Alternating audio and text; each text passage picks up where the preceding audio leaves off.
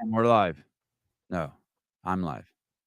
Caleb's, I guess Caleb's live too. He's just not here. He went to the bathroom. Bathroom? No. Dude, I woke up this morning to just crazy tornado stories. Crazy, right? Yeah, wild. And it was the Shatakin close? Worst tornado in Nebraska history? Yeah, it was probably. I mean, how could it get worse than how bad it's been? I know. I don't know. Quite a few tornadoes touched down. I think it was probably about 30 minutes from the Shatakin, and like a lot of neighborhoods just got demolished, basically. And you were saying that your family's already out with chainsaws, like helping people clean up? Absolutely, yeah. My brother-in-law and my wife and my father-in-law all went out with a big old trailer and a bunch of chainsaws and shit, and now they're just cleaning up neighborhoods, trying to get all of the branches out of the way and try to clear some roads. There are quite a few roads that have down power lines on them, so they couldn't get to them because of we're waiting for like the electrical company to come by and Yeah. shut off all the electricity so that they can actually walk down them. But some of the ones Because that if didn't you get, because if you touch one of those wires, you're toast. you're fucked. Yeah, Like dead toast. dead toast for sure. Damn. Is that normal? Is that normal? Like everyone in Nebraska owns a chainsaw, and when that happens, are there hundreds or thousands of people out with their chainsaws? Is that just like what you do? Definitely, yeah. So as soon as it started happening, um, I was getting text messages just from my unit and then from family just saying like, "Hey, we're going out once this is over. Um, if you want to come with, you can just hop in the truck." And everybody helps everybody. Yeah, it's just a huge community thing.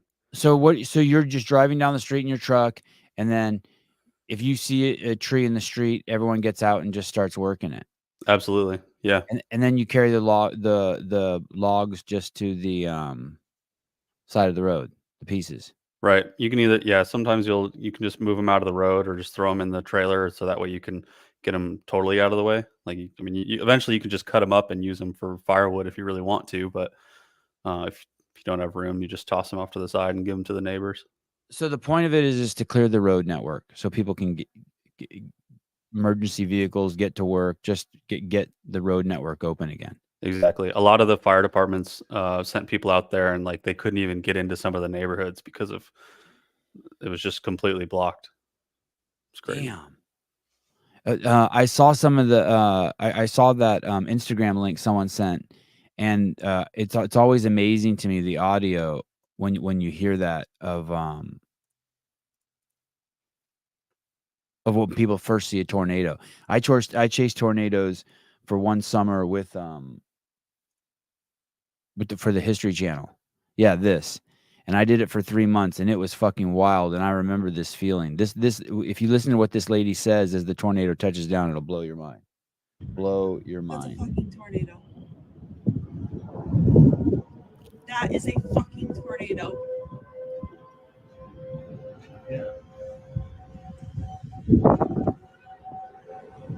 Like, she's telling herself, like, she can't even believe she's saying it. She's like, "That's a tornado. That's a fucking tornado." You know what I mean? Like, she's Oh, is that Right. her roof is gone? Her roof was gone. Yeah. Like the stairwell complete, like it just goes, it just goes all the way to the sky. Yeah. God damn. You can just And see through portions of the house. And for people who don't know, it's not just the tornado on the backs. This thing starts creating like these weird weather patterns. And so there's like stuff going on in the front of the tornado and the back of the tornado that's unique to tornadoes. I think the backside of a tornado, after it passes, it just throws crazy hail, as I recall. And it will throw like you won't even believe the stuff that's coming out of the sky from the back of a tornado. It is absolutely nuts. And by the back, I don't even mean you. I don't even have to be that close. I'm talking like a mile behind it. It'll be throwing baseball-sized chunks of ice, just destroying shit, flattening shit, ruining whole car lots, destroying neighborhoods destroying all the cars in the neighborhood. Yeah, it's pretty insane.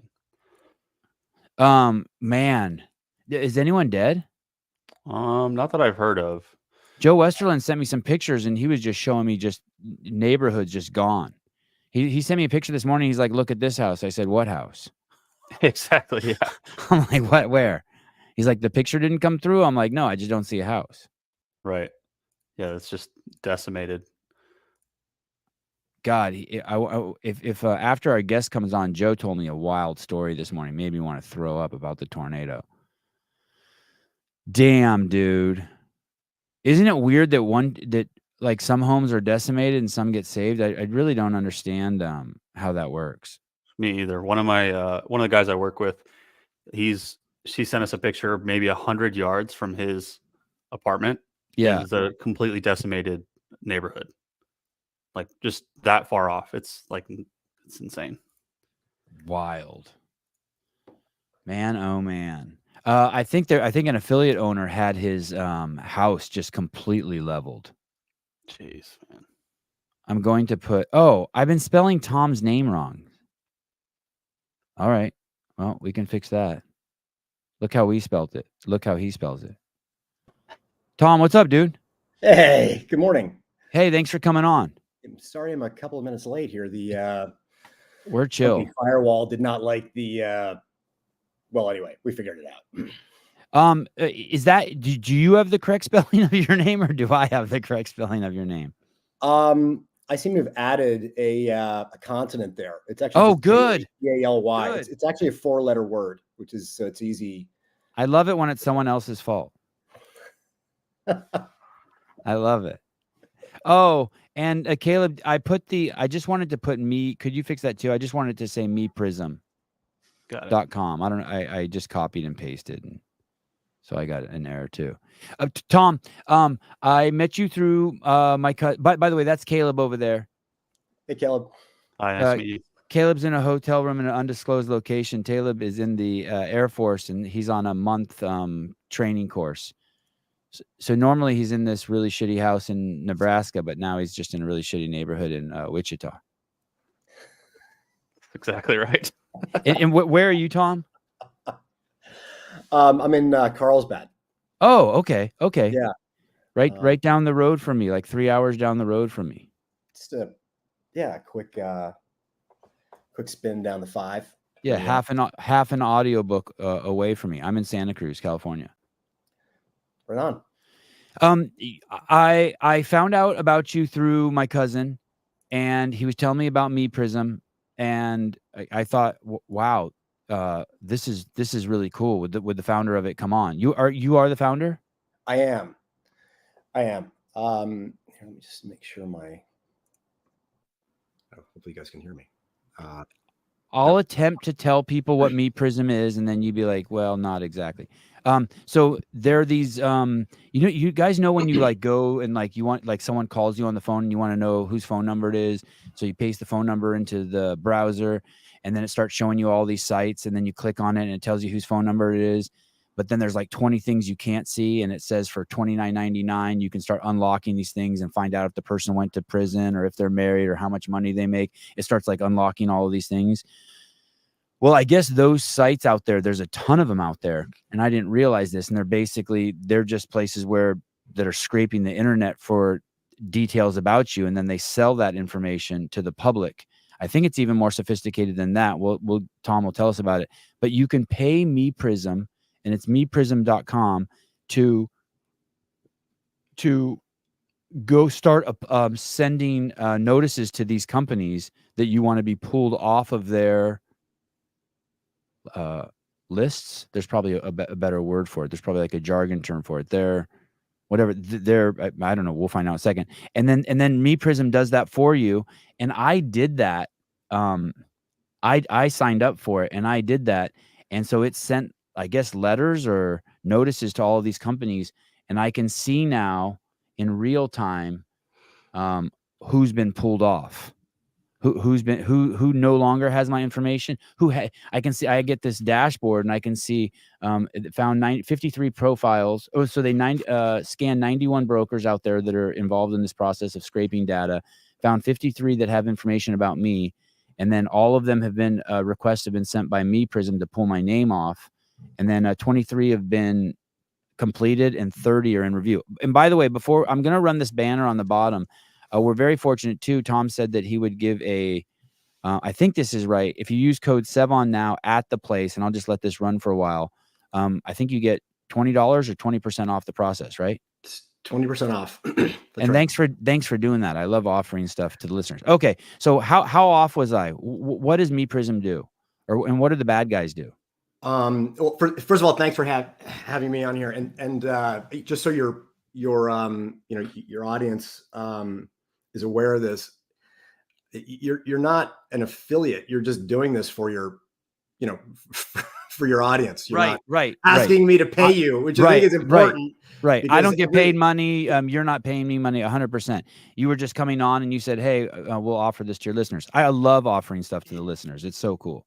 Yeah. And it's not that we wouldn't be happy to hire you as an affiliate. I just think it's important that, when it's like when Warren Buffett says, if you ask your barber if you need a haircut, what do you expect him to say? Of course, he's going to say, you could use a trim. I'm here for you.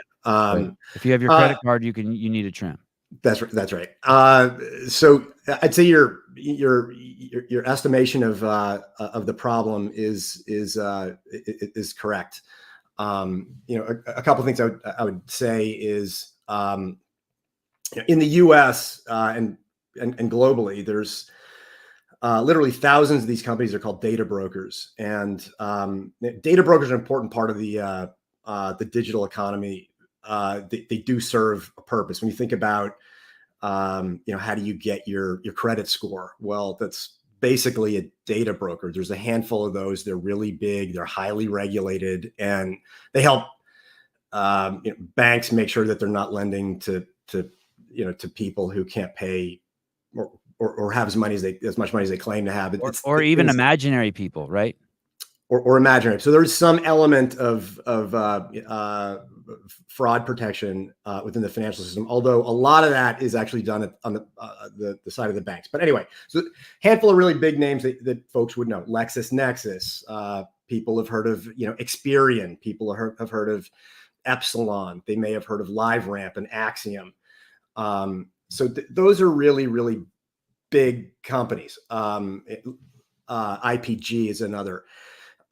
So these are multi-billion-dollar companies. They collect all kinds of data about people. Some of that data is regulated, like your financial information. If it's being used to generate a credit score, there's all sorts of rules around where that data can go, whether it can be shared outside of it, because it's really personal information, right? It's who you are. It's your financial, information, your net worth, things like that.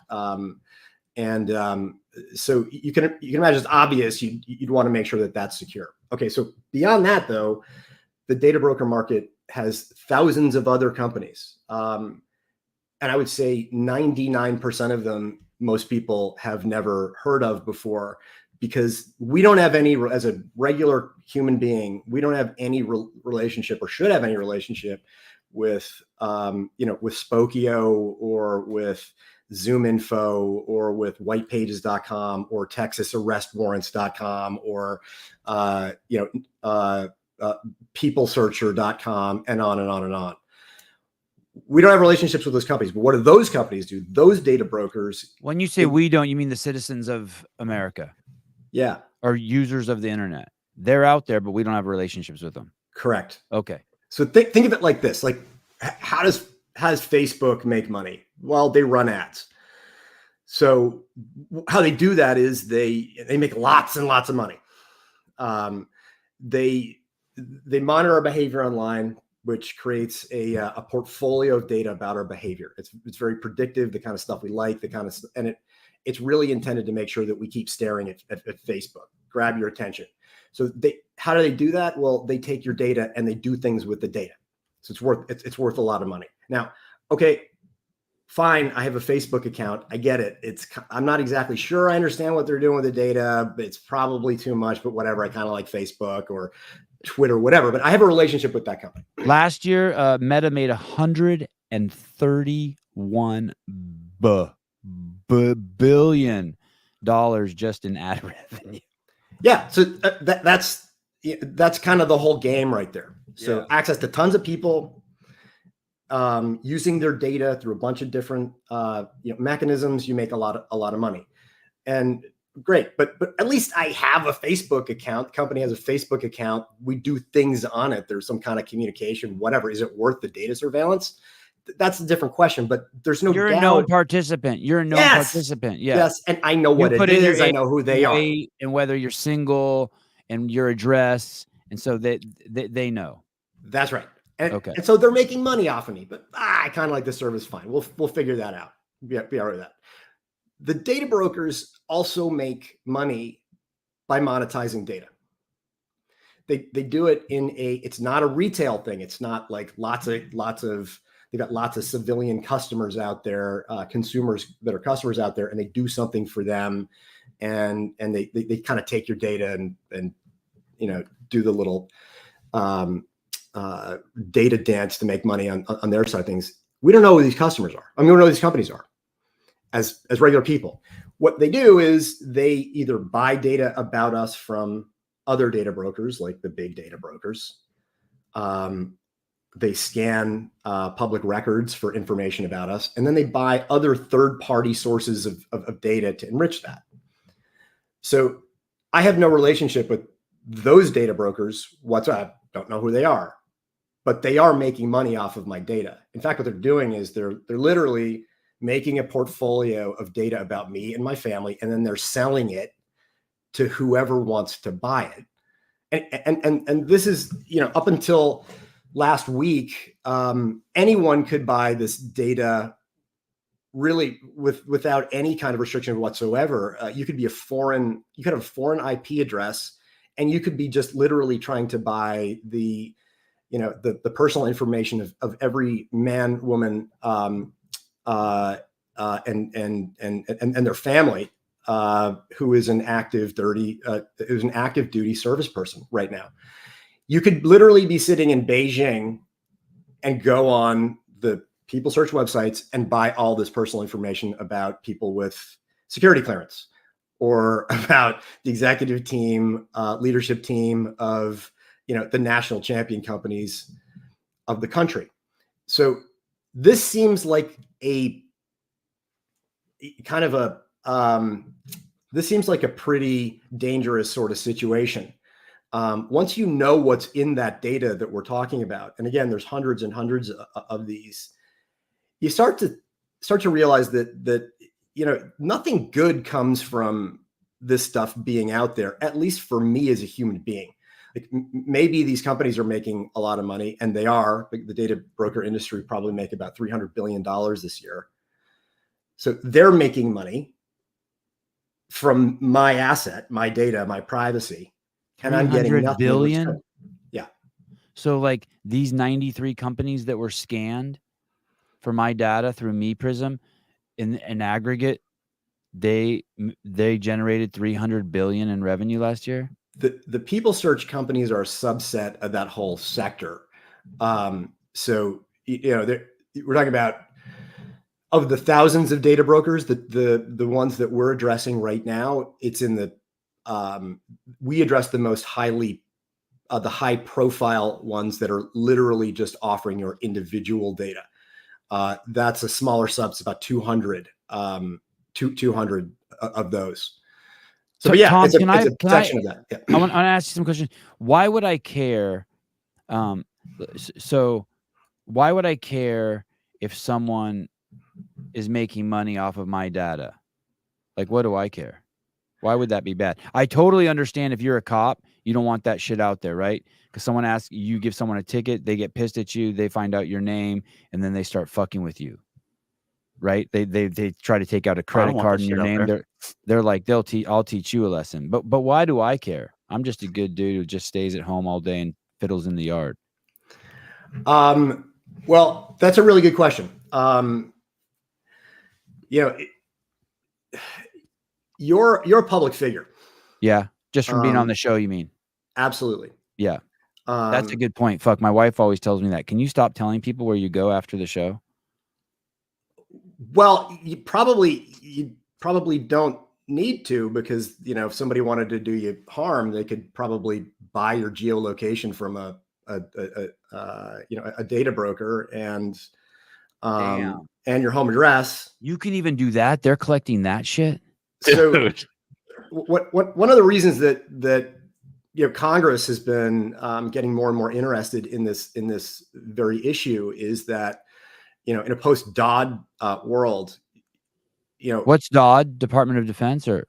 No, the Supreme Court decision that basically abrogated Roe v. Wade. So what you have now is you have lots of people in Congress who are now, for whatever reason, they've been grappling with data privacy for 10 years, really since GDPR in Europe came out, which is the big privacy rule. Everyone's like, whoa, boy. Oh, you mean big tech isn't allowed to just steal all of our stuff and make money off us, even if it's doing us harm? And oh, it's illegal now? Okay, in Europe? Okay, cool, fine. So that happened a long time over there. We've known, Congress has been saying, yeah, there's probably something that needs to be dialed up here and sort of fixed. When the Supreme Court went the other way on Roe v. Wade, suddenly there was this recognition that, wait a second, now we have states attorney general who are talking about, well, is an abortion, is that something that we're supposed to be surveilling people about? Like, okay, now I'm in a state where the state laws around abortion are more restrictive. Is it then okay for the attorney general to start subpoenaing conversations that suggest that maybe you were going to get an abortion, you got an abortion in that state? Okay, well then law enforcement can just go into the data broker market, and this includes the attorney general, just buy location data about citizens. Hey, who actually drove over near Planned Parenthood? Okay, well, let's go make sure that all those people are, that we're keeping an eye on them. And then maybe we should investigate that. So they can do that because they're purchasing the data and it's not illegal under the law. This is insane, right? We have a Fourth Amendment, which protects us from illegal search and seizure. I'm thinking also about like China buying the geolocation for all the people in the United States and studying our movement patterns and being like, okay, we're going to bomb here. Well, they have that already, at least for the next 9 months through TikTok. But oh wow. But actually, but away from the TikTok ban, which is also an interesting issue given what's become a pretty suddenly a more proactive Congress around data privacy. But you're absolutely right. As of 2 weeks ago, it was perfectly legal for the Chinese military to literally just buy as much data about U.S. citizens literally from China with a foreign IP address, and just open an account at Spokio and buy everything you can. And not just there, all the geolocation websites and on and on. And the same can be said for U.S. law enforcement, right? So U.S. law enforcement, if they're interested in finding out whether you're, we'll pick whatever the thing is that the government thinks you might be doing that it doesn't like. Prior to the Internet of Things and the iPhone, frankly, they kind of had to get a warrant. Otherwise, it's kind of just too much friction to surveil people. Now it's very, very easy. It's relatively inexpensive, and data brokers do all the heavy lifting. They're doing all the data collection, all the privacy, hoovering up all this data about people, and then selling it to anybody who wants to buy it. So who really wants to buy lots of privacy data about big slugs of people? Well, foreign adversaries love to do that. Why wouldn't they? Cyber threat actors. There is an absolute party going on right now in cyber extortion. Like, I don't know if you're following these things to get too grim on a no, please before well, I guess it's lunchtime for you right now. You're an early riser and all that, but the amount of sort of just general damage that can be done by these large cyber threat organizations is just, if you're not paying attention, start paying attention, you're gonna be alarmed. Are you talking about when someone, like, I've heard of it recently, someone like frees all the computers like in Baltimore, and then on the download, Baltimore has to pay some cyber fucking guy, they don't even know where, $1 million to unlock all the computers because they've all been frozen at the city of Baltimore? You're talking about stuff like that? Yeah, that shit's crazy. And accusations were flying about the boat that actually crashed into the bridge, that was somehow a cyber attack. So, we'll have to see what the reporting on that, as far as I've seen, has been sounded like reporters hoping that there's something really, really dicey to talk about. I'm not sure that there's evidence that that's. Oh, he froze. Did he freeze for you, Caleb? Am I still frozen? He's good. He's That's good me. now. He's My back. back. Okay, I froze too. And that's what this is too, right, Tom? This Wired magazine article, Jeffrey Epstein Island visitors exposed by data broker. They figured out every single person who went to Epstein Island and where they were on the island and which airport they flew from. Yeah, I mean, it's if you this is a crazy article. This is, I mean, look at that. They know where, like, when people were out in the water. That's right. Now, when you we kind of realize that there are these larger, bolder, crazier cyber attacks on industry. So you're a hospital in California. You're Scripps or something like that, and you get your systems are locked up, and you get a pop-up on the screen that says Alf V or Black Cat or some other a group like Scattered Spider has now taken over your company infrastructure, and you have 12 hours to pay our ransom demand, or we're going to for us to unfreeze your system. And you have to pay us a bunch of money, or we're going to release all your patient data onto the dark web. We're just going to sell it. Damn. So when you're in a situation That's like real, that, like are there one of those happening at all times? Like, is there one going on somewhere right now in the U.S.? So they're not only are they happening all the time, but I don't think most people are kind of aware of the scale and scope of these.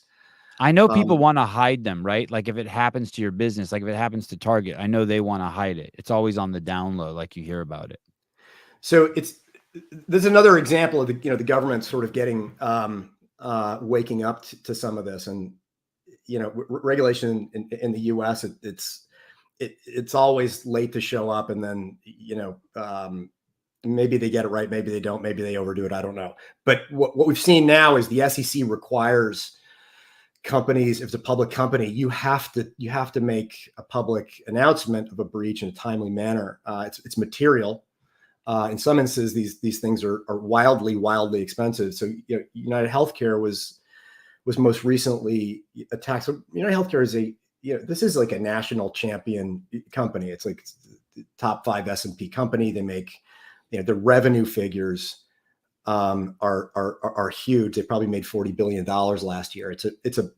And their footprint incorporates most Americans' healthcare services.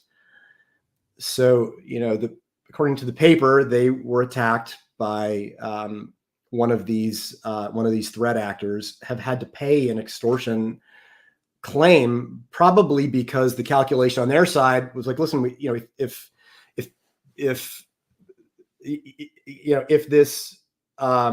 this attack is actually shutting down providing services of some kind, now you're talking about life and death type stuff. So I'm sure they work with 152 million customers in the United States. That's a little more than half the country. I know, that's crazy. Oh my God. 1 in every 3 patients in the U.S. records pass through its system. They have 15 billion transactions. These fucking guys were hacked. So, wow. And if you go down the line, AT&T was hacked recently. That breach alone looks like 15 million people and includes things like social security address, home address, phone number.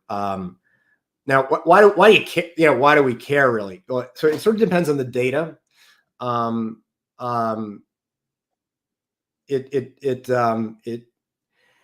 It actually doesn't just depend on the data. These are businesses. To be perfectly clear, like there is ransomware for rent on the dark web. One way that companies you are can attacked, outsource your. So if I could go find ransomware and like screw my local school district. like a turnkey ransomware. You could just use Fiverr and just hire somebody to create some ransomware Dude, for you. that is Guys, like, crazy. There's a market for everything. So one of our advisors is this fellow by the name of Charles Carmichael, and he worked at FireEye Mandiant. It's now part of Google. And FireEye Mandiant a number of years ago, they did a bunch of private research around foreign threat actors hacking into U.S. companies. And they basically essentially did a bunch of research that demonstrated that the Chinese government was hacking into U.S. companies. Now, this had been alleged by, the government, the CIA, and everybody, that kind of group, the folks who used to pay attention to that stuff in the public sector for a long time, but are, they're governed by privacy rules and everything else. So there's never any real, clear data about, well, is China really behaving like this in the market or not? And those types of things always have a conspiracy feel. So anyway, so Charles's team puts out this research report. Says basically, well, look, this is actually what's going on. This is the threat. These are their nation states, and this is kind of what they're doing. And we need to pay attention to this right now. There's big response from the China got very mad about this, as you can imagine. This is New York Times. And so the next thing is that, well, actually, they just sort of showed the work. Here are the people, here are the IP addresses. Here's how we did the forensic analysis. Here are the names of the people in the Chinese military that are actually part of the program. Here are the targets they hit. In other words, they did very, very real, very bold research publicly. And, that's a scary thing to do also, because now, if you're in that line of work, suddenly, if they weren't paying attention to you before, now the Chinese military and the Russian military are now worried about, keeping an eye on him on his team. But one thing that he has told me, repeatedly over the years is that, there's a whole array of threat actors out there. There are these big, sort of Russian state sanctioned cyber gangs, ALPH, it's capital ALPH with a V on it, sort of Alfie. Scattered Spider is the name of another one. Black Cat is the name of another one. And these are either loosely organized or slightly more formal, and they're organized, and they're very, very good at hacking into companies and using any lever that they can to do it. Do they ever pull the trigger, Tom? Do they ever actually like someone doesn't pay and they just upend all your shit? They do that anyway. Oh, so even if you pay, they still leave, they still shit and leave. They do that anyway. Oh yeah, you may get your system turned back on, but the data is probably gone. The data will still be, again, it's like a movie, really. You're really gonna what's the honor system with the extortion guy? Like, okay, right, fine, I'll give you 300 million in Bitcoin, and you're gonna give me all my data back. How do I know you're gonna give my data back? It's not like there's a prisoner exchange on a bridge. There's no leverage. Right? The guy being held ransom has no leverage. Right. So he gives the 300 million Bitcoin, and they have to make this calculation. And these are smart people that are working. These are not reckless decisions. And I'm sure there's going to be, lots of Monday morning quarterbacking about, who paid the ransom and should they have done that? And should there be a rule to say, like, all that stuff? I don't know. If you're a healthcare organization and the ER is shut down, and if you don't get it turned on again, people are going to die, you're probably going to pay the ransom. Like, that's not your job. You have to save lives. We'll worry about that other thing later. The house is on fire. I think that there's some real calculations around that. But unfortunately, you pay the ransom to get the ER turned back on. Those patient records. Thank you, Black Cat, for giving me a receipt that says that you deleted it.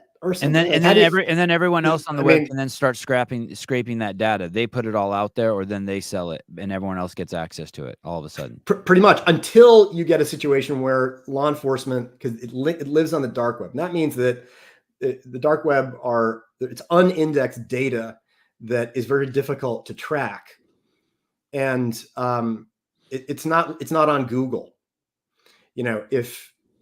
Is that what it means by dark web? I don't know what unindexed means, but dark web means that Google won't leave it's not it out of Google the search. It's censored information. I mean, in the rawest form, right? Censored. So it Under the guise of protecting you. And I'm just being just like completely well, honest with the language. So there's nothing that prohibits its existence. It is not de facto censored. There's no law saying that this stuff can't be communicated between computers. You'd use a different browser. You wouldn't use Right, but I'm Chrome. saying Google censors it. Let's say someone scrapes data, and in my medical file they found out that I've had a sex change operation, and some Chinese company steals that information, and then it gets out there, and it's on the dark web, unindexed, whatever that means. And then Google wouldn't search it. They consciously do that. They censor, like, in order of, like, under the guise of being nice and not wanting to deal with stolen property. They don't allow you to search it. Is that I mean, it's probably a simplification, but is that what the dark web is? I always wondered what the dark web is. The only thing that I would throw in there is that I'm not sure that it's not indexed on Google because Google is prohibiting it from being indexed. Okay. I'm a cyber criminal. I'm probably not going to hang my shingle on Fifth Ave. Right. Okay. Right. So so it just might be the nature of how Google works that it doesn't come across that, or how people store it on the web, post it on the web. They know to post it places that Google won't search it. That's right. If you, Okay. So we're not sure if it's Google who's hiding it or if the people are hiding it. But it's not just accessible to everyone with their normal shit. So that's correct. Although, my 11-year-old probably has a pretty good idea about how to just turn on the Tor browser and figure out how to switch that around. What's the Tor browser? Is that like DuckDuckGo, or it's even what's Tor? Tor is a browser that that you can use to actually access unindexed information on the dark web. It's essentially, think about it as a damn. Yeah, it's essentially a web browser for the dark web. So defend yourself against trafficking, but really you can. Wow, God, I'm so naive. I'm completely clueless. But I mean, the censorship topic is interesting because it's super political and but I don't know that this is necessarily intentional as much as, again, if you're a criminal, you're probably not going to. This is where you sell your Rolexes off the back of the truck. This is the back of the truck. Okay. Google is more like the Mall of America. Can you is there any way you could explain indexing to me so I could understand it? So by indexing, all I mean is it's information that it's online and Google can find it. So Google can generally find all sorts of things. Mm-hmm. And when you run a search, the search basically is just looking through all of these line items on this list. That's all it is. Think of it as it's like an index, like last night I was searching like in the library. I was trying to search if Kamala Harris and Montel Williams really were a couple. So I put that in. Did Montel sleep with Kamala Harris? I put that into the browser yesterday. What did it say? Just, like every, like, Us magazine and People magazine, I got like 100, you know what I mean? I couldn't find the juicy details I wanted to hear. So we don't know. We don't even know. After all that, Google can't tell us. How's Montel doing anyways? Yeah, right. I thought he was getting sick in his old age. Maybe, but in all right, old Montel. I was really surprised. I mean, Kamala was hot. She's all right. Oh my God, look at her. She would have been fun to party with. Anyway, we digress. Okay, so basically you're saying all of that is somehow, when like I post a picture on the internet, somehow the way it's posted, most normal things are indexed. If someone it's marked with something so that Google can find it. That's right. And people who don't want that, when they post something, they know to leave off the index. However they post to the internet, they know how somehow to post with leaving the index off. It's like a tag. Basically that's the idea. Yeah. Okay. And when things pop up in a normal public search on Google, there's stuff that we don't want up there. And years ago, the internet seemed a bit more libertarian. If it's up there forever, and whatever Google's going to whatever. It's the more information that's out there, the better humanity is, and all this kind of stuff. Then in Europe, a bunch of lawsuits came up, and people were like, wait a second, why is it that there's all this information about me? I'm a stalking victim, and my assailant is just following me around the internet. Just, can you take this stuff about me off the internet? And they had to sue to make that happen. And in Europe, you have the right to be forgotten, which is basically this kind of common sense idea that, why does Google have the right to put just literally anything about you up there? It could be not necessarily public information. I'm fine. There's an article about me in the Wall Street Journal. That's part of the public record that should be searchable. But, if there's a picture of, some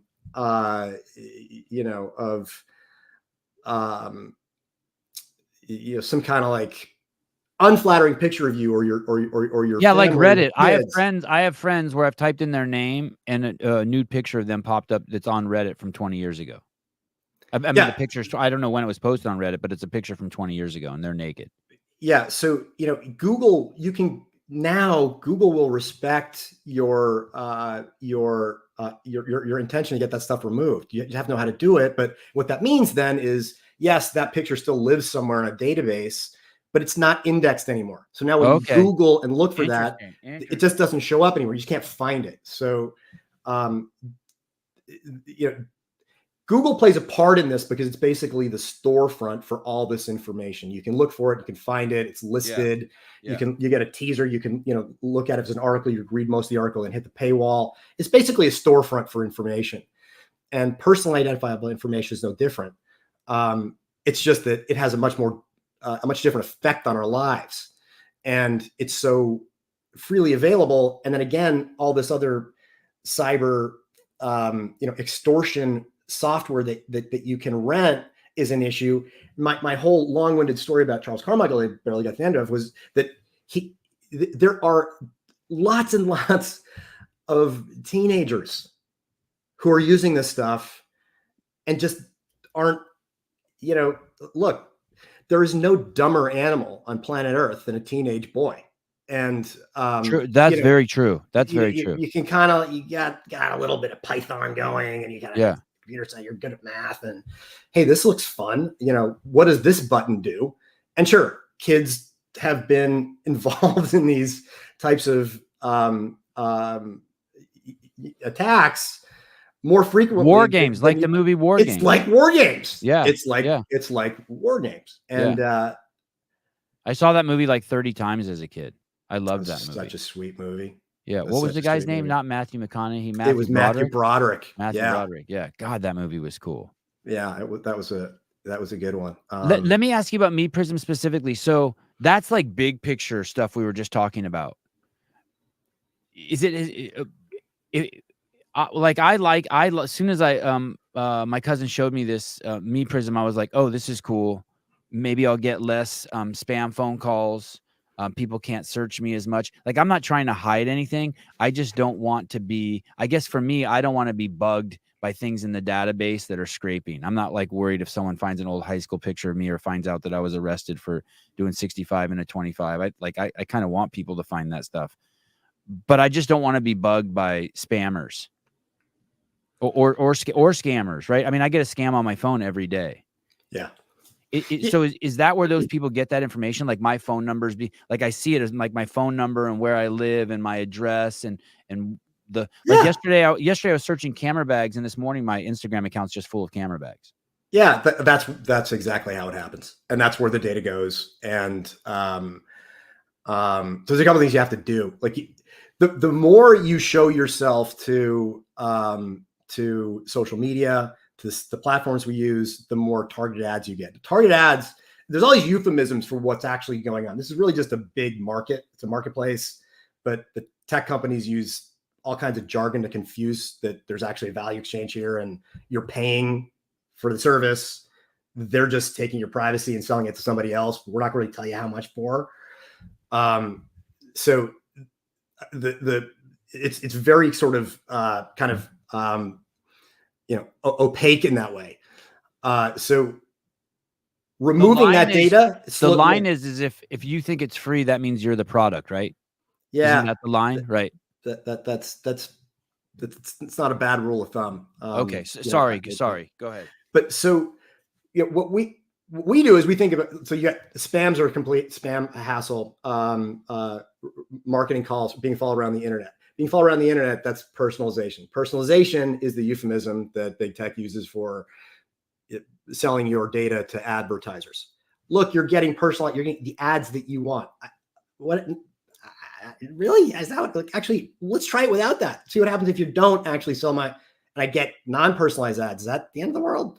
What that means is if I'm not getting personalized ads, they're not giving my personal information, the stuff that I bought, my purchasing, proclivities, maybe my health issues, things like that to advertisers so that they can then say, oh, well, I want to try to sell to that person right now.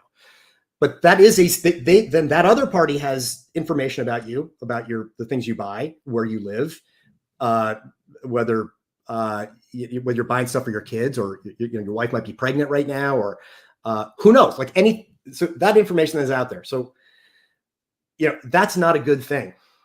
So, the way we think about it is if you're trying to stop spam calls and scams and different types of things that be a result of surveillance, you basically got three problems. One, you got to find the data. That's tricky because we do know the companies that we do business with, right? Facebook, Google, Twitter. And there are things you can do within their privacy settings to just kind of tighten that up. Okay, so can find it. I can find it at the ones I know. What about the 200-300 people search data brokers plus the big data brokers that are the motherships that I don't really have a relationship with and I'm not really sure to opt out with? But how do I get out of that stuff? Because that's a typhoid Mary that's leaking all my data all over the place to anybody, including foreign governments and threat actors and extortion business and whatever. Well, as a human being, it's kind of hard to find that data. So what do? We find the data. We run a bunch of scans. We have software that does it. We know where to look. We know where the data brokers are. So we find the data. Once we found the data, that's when the next kind of tricky part kicks in, and that's removing the data. So you have these, many dozen companies that have this financial asset, which is basically this just big mountain of your data. It's like a big pile of gold that they're sitting on, which is just data about, human beings and their family, every American and their families. They don't want to get rid of that gold. So you have to make them, abide by your right to get out of that database. And that's tricky because there's federal laws that are really kind of challenging to enforce, but enforceable. I'm talking about sort of fair trade, anti-competitive practice things, FTC type rules at the federal level. And then there's state laws. Like in California, we have a right in the law to know what data companies have about us. We have a right to tell them to stop selling it to anybody. We have a right to tell them to stop collecting data about us. And we have a right to tell them to delete the data. Wow. So stop selling, stop collecting, and delete. That's awesome. Okay. And that's crystal clear in the law in California. This is a really big deal because there's never been a federal law. And, the folks in California that kind of put that together, and that's a great story in and of itself. A number of years ago, GDPR kicked in, and just a handful of kind of business people and citizens in California that lived in Northern California. Alistair McTaggart is one of them. Google Alistair basically just became concerned that friends of his that he knew at other big tech companies were kind of saying, well, you wouldn't believe how much data, we have about everybody and everything. And this was back when, Eric Schmidt had just said, yeah, we have tons of data. We like to get right up to that line of creepy, but just not quite go over the line of creepy. That's when he was saying stuff like that. So GDPR stands for General Data Protection. yes, so that's the European privacy regulation, which basically provides a framework for, hey, human beings have rights over their data, and companies and governments have rules they have to abide by. Okay. So, and before that, it was literally the Wild West, because technology companies called it whatever they wanted and claimed it's a new thing and you wouldn't understand it. Don't look over here. We'll do whatever we want and make tons of money, no matter what. So that shows up. California starts paying attention to this. Alistair McTaggart and some of his friends really spent a bunch of their own money to set up the referendum to get the majority of Californians to say, you know what, we actually think that it should be a rule that, you know, consumers have a right to know what's in the databases of any company that has information about them, and they should have a right to tell those companies to delete it, to delete the data, and to stop surveilling them and selling their privacy. Is Alistair rich? Other people. I don't think he's as rich as you are. Is he I wealthy? mean, he's well, I think he's a successful businessman for sure. That's what I mean. I was just going to go on a side point here for all you idiots who think that the rich people are bad. Like, these are the kind of things that people who have extra resources, these are the kind of things that they do. And this is happening every day. People with I know the news always wants to shit on people with money, but we need fucking people with really rich, with really deep pockets, so that they can do things like this to help kick the government and other people from getting into our shit. Anyway, I just wanted to drive that point, because rich people get so much bad press, and it's like, it's so misplaced. The vast majority of rich people are what make this fucking country so great and so innovative and move forward and give us the opportunities to have so many nice things. That's why we have intermittent windshield wipers and airbags, because rich people paid crazy money for them 20 years ago. Sorry. Okay, I get off my horse. No, that's a really important point. And I think it's a really important point about how this whole thing started unfolding, because like, I don't know how wealthy the man is, but the paper said something like he spent $3 million of his own money to try to get to give Californians the opportunity to just vote on whether or not they think this is a good idea. And think about the fact that millions of dollars were spent by big tech companies to keep Californians from just having that right.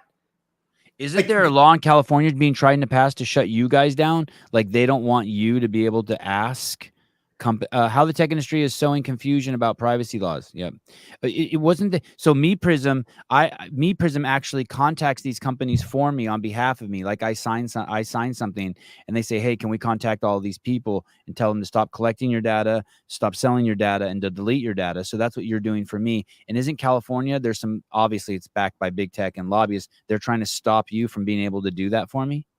So that sounds nefarious as shit.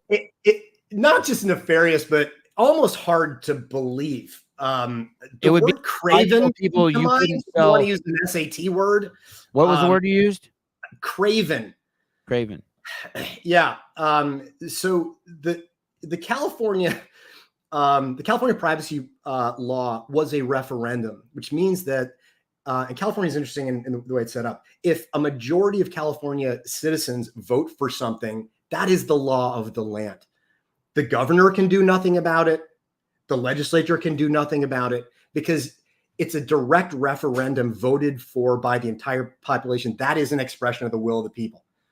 So there's nothing else to happen. We have a privacy law because of that referendum. Part of the privacy law included a bunch of tenets that led to a section called the Delete Act. And the Delete Act basically completely made it crystal clear that under the data privacy law in California, the intent of the law is for consumers to have the ability to express their right under the law to have their data, to know what their data is, and have that data removed without undue frustration or shenanigans by big tech, and that right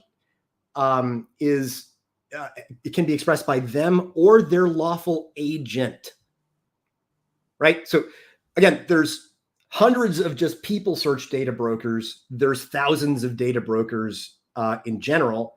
So locating your data, getting your data removed, you might want to do that on your own, but you might want to hire somebody to do it. Sometimes that would people be have, a full-time. That would be a full-time job for me to do what your software is doing for me. right. But I couldn't you're do not, it. you probably could.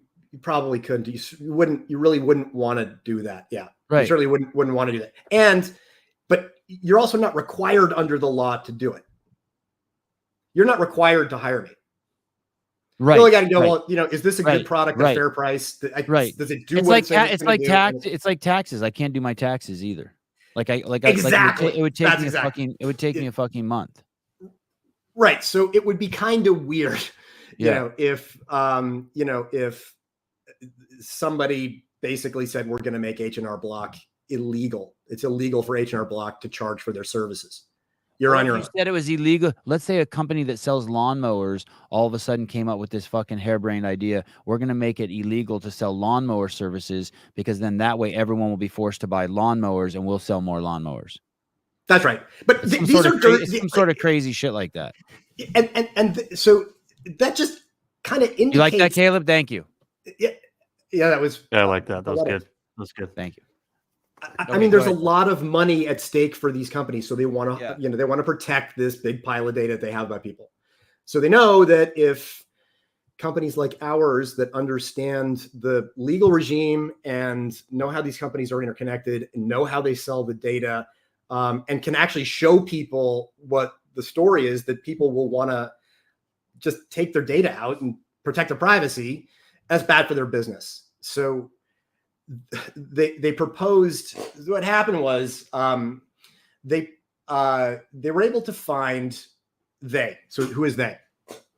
A group of very, very large data brokers, IPG, which owns Axiom, Experian, TransUnion, and it's public information how much money they spend on lobbying, what they spent it for.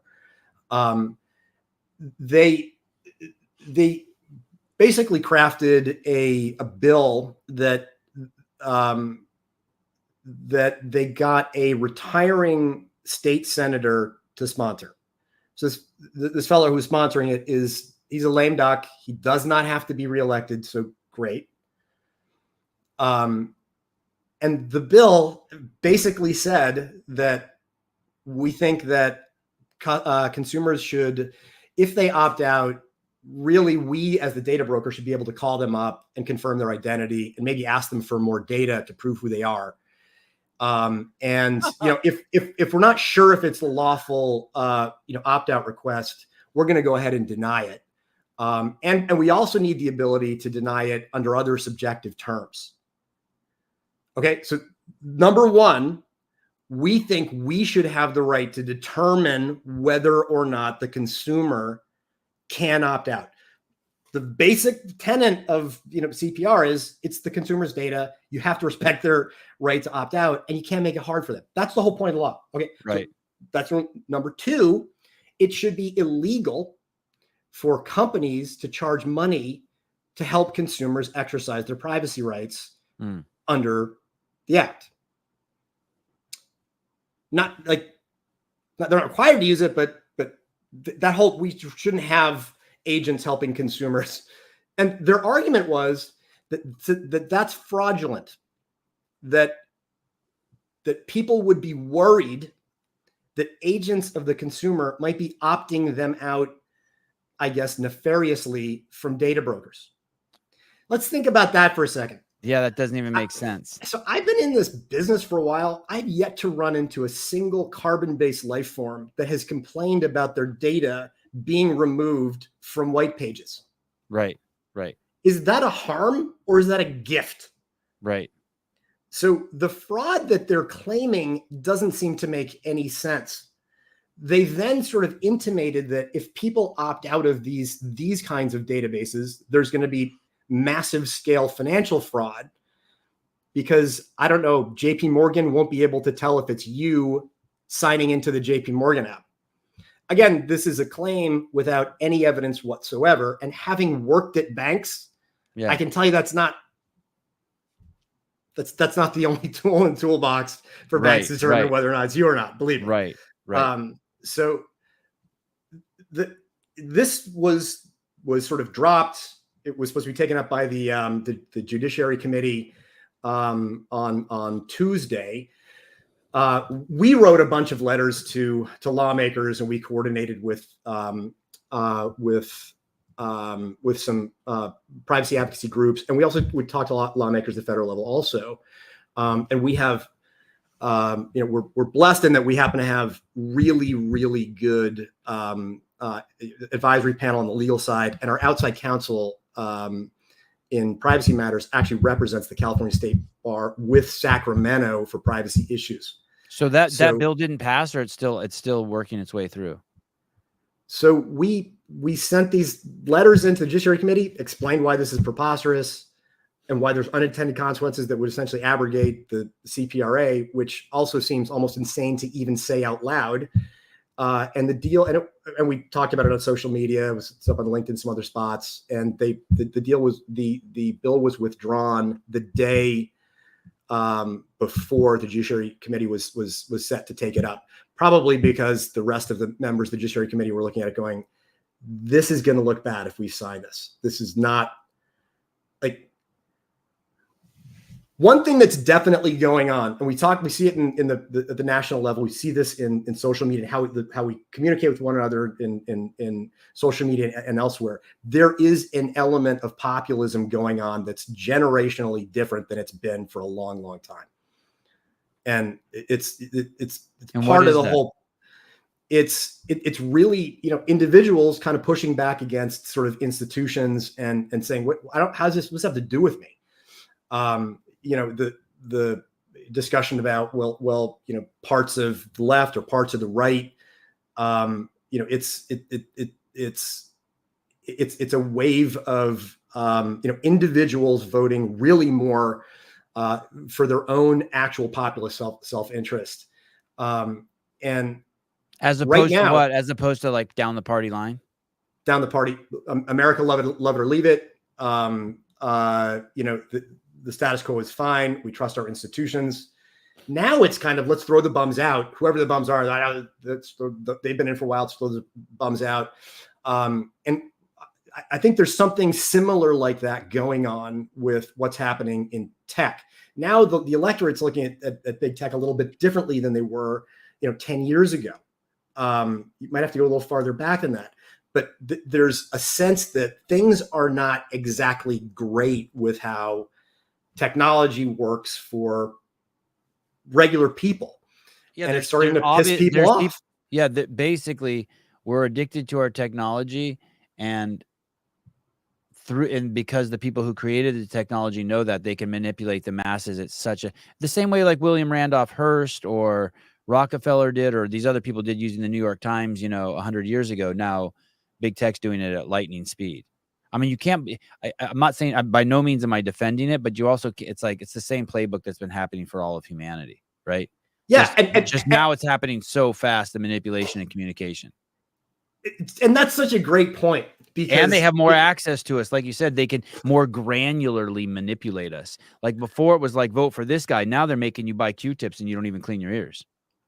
Yeah. I mean, not making you, but you know what I mean? They're leading you right to, like, they got your credit card now. You gave it to them so you can one click.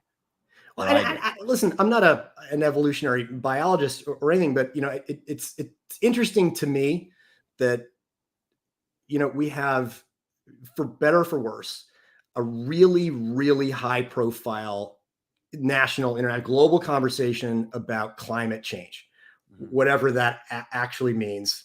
Whatever. Yeah, it's more than, unfortunately, it's not a conversation. It's a propaganda machine, because you can ask 100,000. I don't think 99.9 to infinity people could even tell you what climate change actually means. But well, so, and while I conversation is not allowed to be had, nor does anyone care. But sorry, go ahead. I completely agree with that. But the argument is something like, look, this climate thing, it's changing a lot, and that's really, really bad. Wait, but why is it bad? Well, trust me, it's bad. The environment, that's where we live, is changing at a pace that's outstripping our evolutionary ability to adapt to it. And so that's going to kill us all off, or Miami's going to be underwater. I don't know, something like that, but whatever. But this is the point being, there's this crazy delta of change that the human race is just not like we've been, you know, our evolutionary timescale is just too slow. This is going to happen too fast. We're going to get Malachi crunched and it's all over for humanity. Right? Caleb Malachi Crunch. Thank you. I was about to look it up. Thank you. That's Happy Days. You're probably not old enough. To know that, really? to know, With the know Fonzie? Yeah, that's hey. That's right. Yeah. Sorry. Obscure reference lost on younger viewers. And Malachi. Oh, my viewers are all old. You know, I tell you what, the when I was doing CrossFit in you were doing CrossFit, you know, in New York before I could moved out tell by here, that square jaw. Look at you. Look at you. No, that's surgery. Oh. The plastic surgeon in Carlsbad. Well, it's California. You got to fit right in, right? Right. Maybe we'll get a nose job next. Hey, easy. The thing about the well, you cannot improve on perfection, my friend. Thank you. Good turnaround. The thing about CrossFit that just completely blew my doors off the first time I was there was because they make you do this sort of, you know, week-long, look, we got to make sure you're not going to hurt yourself. You know, 7 sessions of prep. Yeah. That's right. And that's so awesome because you will have people in there, you know, New York City, whatever, New York City. There's people who are, you know, you could be an Olympic wrestler and, you know, the usual, you know, kind of health nuts. And then there's like you know, there was, I think, a 67 or 68-year-old Korean grandma who, if she weighed 105 pounds soaking wet, was probably the high end of scale. And, you know, that range of it is just, it's motivating to anybody, you know, and she, as long as I was there, you know, she and other, you know, folks who were older than me are kind of rocking that thing. And it's so inspiring to, you know, to kind of see. Which gym did you go to? It was the Black Box. Oh, in New York City. Holy shit. Yeah. Wow. This is a small world. Wow. What year were you there? Would not want to paint it. I left in June of 2020, came out here. And wow. That's what my mom's a CrossFitter. She's I don't know how old my mom is. She's either 80 or 82, but she's been CrossFitting for, I don't know, 14 or 15 since she's been like 68. That's awesome. Yeah. And she weighs up probably 100 pounds soaking wet. I mean, Mom, by the way, we come over after this. We need to do some work in the garden. So please come over and help me. All right. Tom, sorry. I know you've been trying to get us up to speed on a lot of things. When I found out about this and I started dabbling in it, I was thinking, shouldn't every cop in the United States be using Me Prism? Do you guys have any competitors? And shouldn't every like when you enlist in the military, shouldn't they automatically like be like, okay, and here's your Me Prism code, pull all your shit off the web? So or at least have the opportunity. I mean, fuck, they make you take 20 shots, 20 vaccines when you get there. Why not make you pull your data off the internet too? So we have a lot of law enforcement customers, and it's a must, right? It's like a fucking no-brainer, right? If I'm a cop, I do not want my shit out there. So it's Supreme Court justices were getting their houses, people going to their houses in the last couple of years. This is insane, and the law enforcement wasn't protecting them. This is insane. So like the Michigan Police Union poem is you know, they are a customer.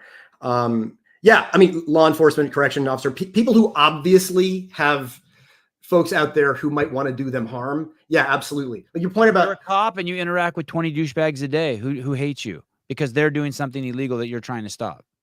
And might be crazy. Yeah, they are. Yeah, probably crazy. So psychiatrists, a lot of them as customers, folks in the lots of people in the medical industry, hot chicks, very attractive women. You know, it's not been generally a marketing angle for us in general, but we should probably explore that. More than 4 inches of cleavage. So did I say before that we would hire you as an affiliate if you were, you know, if you were available? Because I mean, I can't Clearly can sell better than I can. I just can't imagine anyone who deals with idiots. Let me ask you this. What is the general, do you know this? Might be out of your purview, but if I become a police officer? Oh, let me ask you, Caleb, you entered the military. Did they tell you to pull all your stuff off the web, or did they offer anything to you? No, absolutely not. They don't. They give us like a annual cybersecurity, like little computer-based training you have to do, but it has nothing to do with your personal information. It has everything to do with the government's information. And yeah, I don't have it. The only thing I basically found out was to just use like a VPN whenever I'm using the internet, which I don't even know what that does after you're explaining all of these things that all the angles that you can access information from, so. Yeah, the VPN's helpful in that it hides where you are or what you're looking at, but it doesn't do anything to obliterate the data that's already out there about you that can be used to harm you. We've got a lot of these medical issues. The McLaren Health had a massive breach in Michigan. Millions and millions of people lost data. When these sort of medical issue things happen, we do see more customers come online. Part of the reason is that, if your medical record, your medical history, or that of your family is something that you can be purchased, well, then that person knows a bunch of things. They could know not only what medical condition you have, but maybe what financial stressors you have.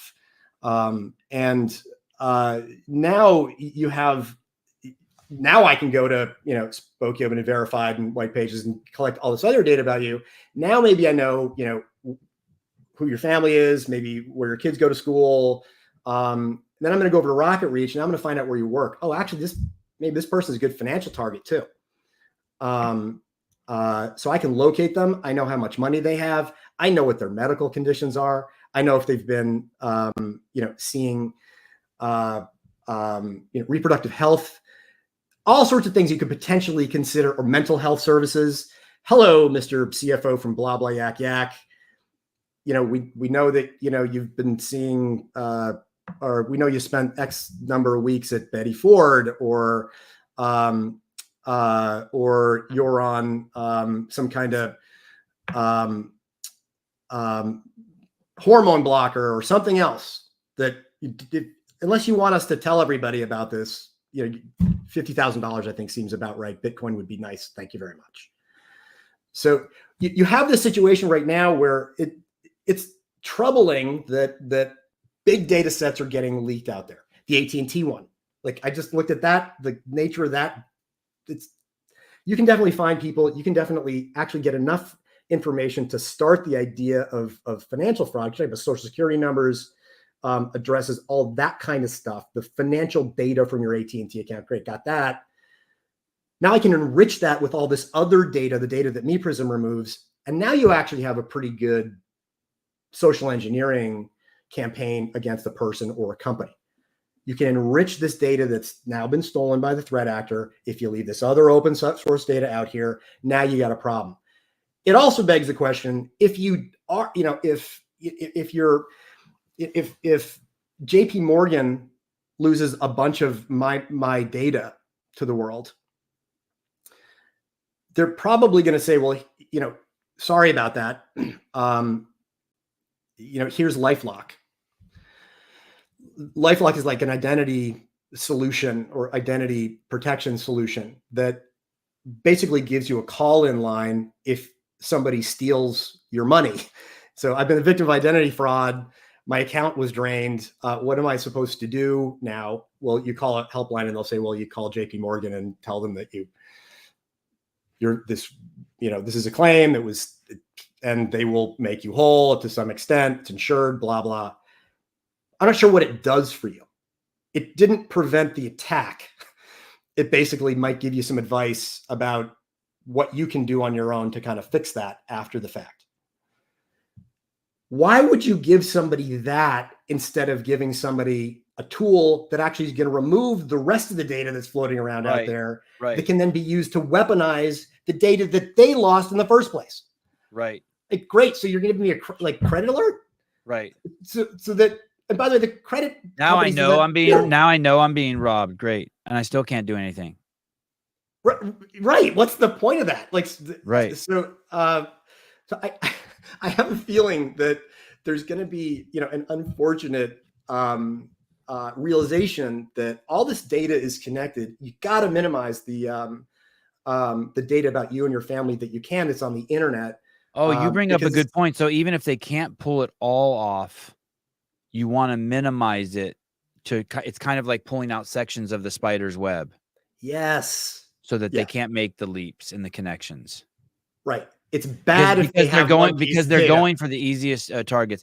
Hey, when I opened up an LLC a couple of years ago, and within a month of starting my LLC in California, I got 20 envelopes in the mail that all looked like they were from the state of California with a bill in them. Don't you love those? And they were from. It was crazy. And at first I started to fall for them. I started like giving it to my wife. Hey, can you pay this? Can you pay this? And it was just all scams. And basically, when you looked at it closely, it was a bill for $59.95 to sell you an envelope to put your certificate in. And it was just all scams around your new LLC. They knew you'd be excited about your new LLC. So they send stuff that looks like it comes in a government envelope with the same window and the same font. And they're trying to basically sell you stuff around your LLC that you think is mandatory. I'm assuming they scraped that from the public record, right? That I had a new LLC. They have someone there just waiting. Okay, send it to him, to him, to him. I will have to look into that and get back to you. But the state of California is like the poorest rich state in America. I mean, it always needs money. And I didn't fall for it. Shut your face, Standy Randy. Sorry. Okay, go ahead. So I didn't fall for it. For a while, and I need to see if this is still the case, but the DMV would sell your data to Oracle. Oracle is, I mean, really good at what they do. They monetize data. So let's just stop and think about that for a second. By the way, the guy who was in charge, the senior guy who was in charge of he sold his company to Oracle to help monetize data. He ended up buying CrossFit and fucked it all up a couple of years ago. Interesting. Guy's name is Eric Rosa, but just interesting story. He had this huge, basically data management company. I forget the name of it, and Ellison bought it.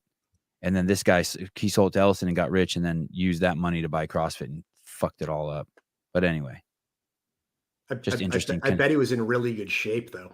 Oh my God, he was in great shape. Ripped. You're right. Yes. It's just worth it. Yeah. Okay. Anyway, so sorry. So go ahead. So Oracle's really good at the. Well, so like you set up an LLC in California, so now you've told the government, here's a filing. Like this is me. And by the way, generally people put stuff in an LLC to give them some kind of distance between the business and themselves for safety and liability reasons. So your name usually isn't on the LLC. Like you kind of don't want that. That's the whole point of it, really. So I need to look into exactly how that data goes from. I called my LLC, I think Sevon Media. So I should have consulted with you. I put my name on it. Wait a second. I thought your last name was Matosian. It is, but I just used my first name. Oh, I thought you were saying your last name is Media. Oh, no. I think you're protected then. I think you're fine. I don't think you look up that way. Okay. When they sent the letter, they didn't send it to Sevon Media. They did send it to Sevon Media LLC. They did send it to Sevon Media LLC. Yeah. Well, there's hope because there's enough confusion in there that hopefully they won't realize that Media is not indeed your last name. My point in all this is that in the state of California, where you have a right to privacy in the law, you cannot drive without getting a driver's license. You have to get a driver's license where you will put your name, your address, and a bunch of PII on there and your photograph. And you have to have that to drive and, live your life, conduct your business, whatever. They then sell that data and make money from that data by giving it to a data broker who then makes money on it by essentially selling your privacy to other people. So I have a right to privacy, but I can't drive unless I go to the DMV, and then I have no right to privacy because they sell my data to data brokers that can then actually end up back where? Well, they got your driver's license. That's a pretty good, indication of where you live, and it's pretty good tool for for identity theft. Identity, absolutely. Yeah, I mean, it's the tool. So if all you did was register your LLC and that was registered with the state, and then you're getting advertisements to that, then the state shared that data with somebody, and that's an advertisement. So I guarantee they were paid to do that. That I was just guessing. It's just it's the same thing. Like if you get a divorce, right? It's on the internet. Like if there's a court date or something, and then people who offer services or who scam people who are going through divorces, right? Then they just start collecting your names and offering you services based on the fact that you're going through a divorce, right? Like to sell your house or whatever, get life insurance or just whatever shit, right? Public registries, things that are public records are in fact public records. Now, a company can scrape public records, but in California, you can't sell that to an advertiser if I tell you can't sell that to an advertiser. Oh. So you can scrape a whole bunch of money, a bunch of data about me from public records. Fine. It's public. But you're not supposed to. You can't sell it, but you can use it. Well, under the law, you can't sell it or share it if I tell you can't do that. That doesn't mean that the data doesn't still live in a public database. It just means that it doesn't live on a storefront on the internet and shows up on Google when you search for it. Oh, I see what you're saying. Hey, do you remember a few years ago they found out, I think maybe I'm screwing the story up, but they found out basically that the NSA was taking pictures of people who were using Yahoo, all of them, every 5 seconds with their camera phone. And how they found out is the people who worked at the NSA were passing around naked pictures of people that they were collecting. Like they were basically curating the pictures with like the best sex shit, the best like stuff. Is it safe to assume that's a true story, right? I remember that, right?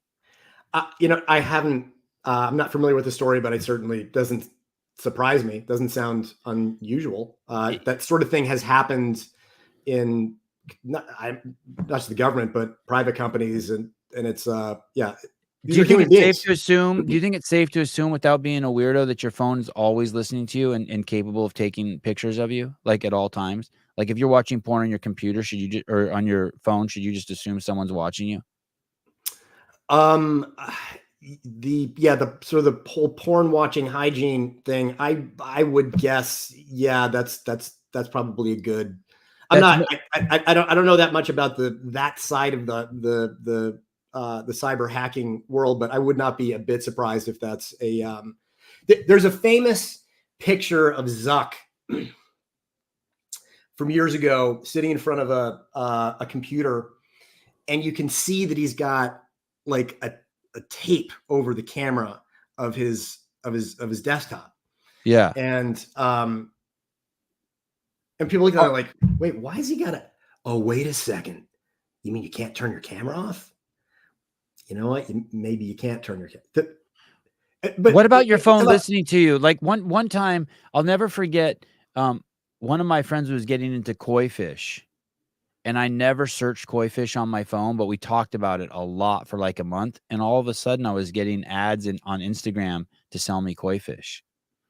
And yeah. I mean, wow, this is fucking wild. I never searched anywhere. I never bought anything with my credit card. And I was like, maybe this thing is listening to me. Well, it's not. Yeah, it is listening to you. There's like, of course it is. Don't be an idiot. It has a microphone. Like, why would it not be listening to you like that? Like, it's not even nefarious. It's like, dude, you carry around this thing with a camera and a microphone, and you don't think it's like looking at you? People on the other end. We a lot of times we kind of focus on. Yeah. Look, even my mom remembers that photo of Zuck. Jesus, wow, Mom, I don't want you knowing stuff like this. Go do something. Jeez Louise. Jeez. Yeah. I'm asking for a friend, the porn question. No, I just think now I just assume at all times that like, hey, when anything I look on my phone, I'm like, or anything I'm doing on my phone, I'm like, are you okay? Are you at peace with the whole world knowing you just did this? So Roger McNamee was an early investor in Facebook, and he has this this firm called Elevation Partners, and he's a really smart investor, and was early in Facebook, and he you know, he kind of had a, I guess, a come to Jesus moment a number of years ago, where he basically said, look, this is dangerous. The way this whole Facebook thing is working, there's a lot of bad things that are going on. So he wrote a book called Zucked, and part of one of the things he was talking about is, we're worried about tech following us around, and is the phone listening to us? And other people talk about this as well. Yeah, it is, but everything is tracking you. Like the phone you carry around, and it has all kinds of sensors on it. It knows when you're standing. It has biometrics. It knows how much you're moving around. It knows where you are. It knows what things you're searching for. Sure, have a conversation about koi fish. There might be other things in your behavior online that indicate that koi fish is something that might be interesting to you, and it all comes together.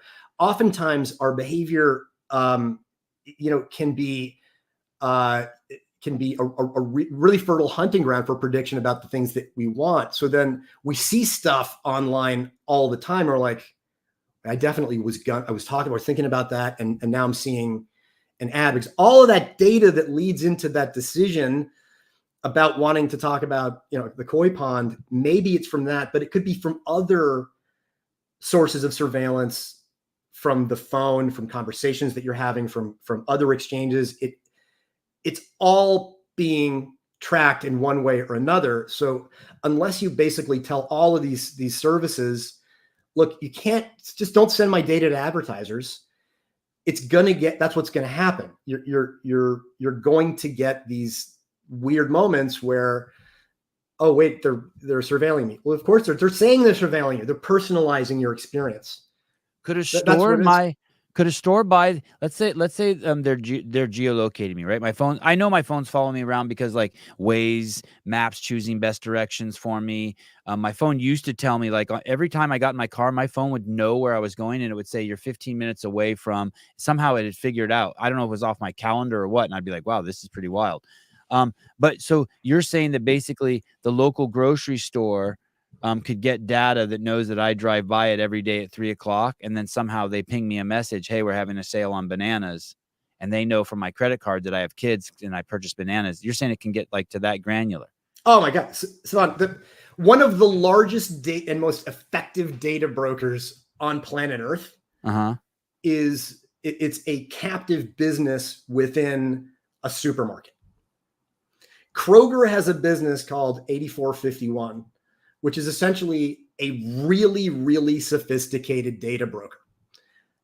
So they're one of the largest, companies in the US. They're 1, 2, or 3 in terms of retail. Like chances are, if you're buying apples at a store today, 50% chance you're going to be doing it in one of their stores.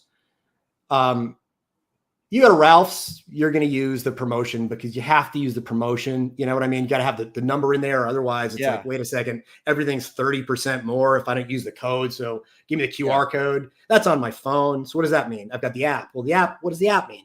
Unless I really know what I'm doing with my privacy controls, they know exactly where I am within the store while I'm in the store. Wow. Oh, must be, you know what? It's obviously Monday because Tom's in the aisle trying to buy, taco more shells. Heavy cream. He ran out of heavy cream on Monday, and it's Taco Tuesday's coming up. Taco Tuesday's coming up. And Taco Tuesday. Yes, but we knew he was only going to buy one thing of taco shells because last week he bought 2.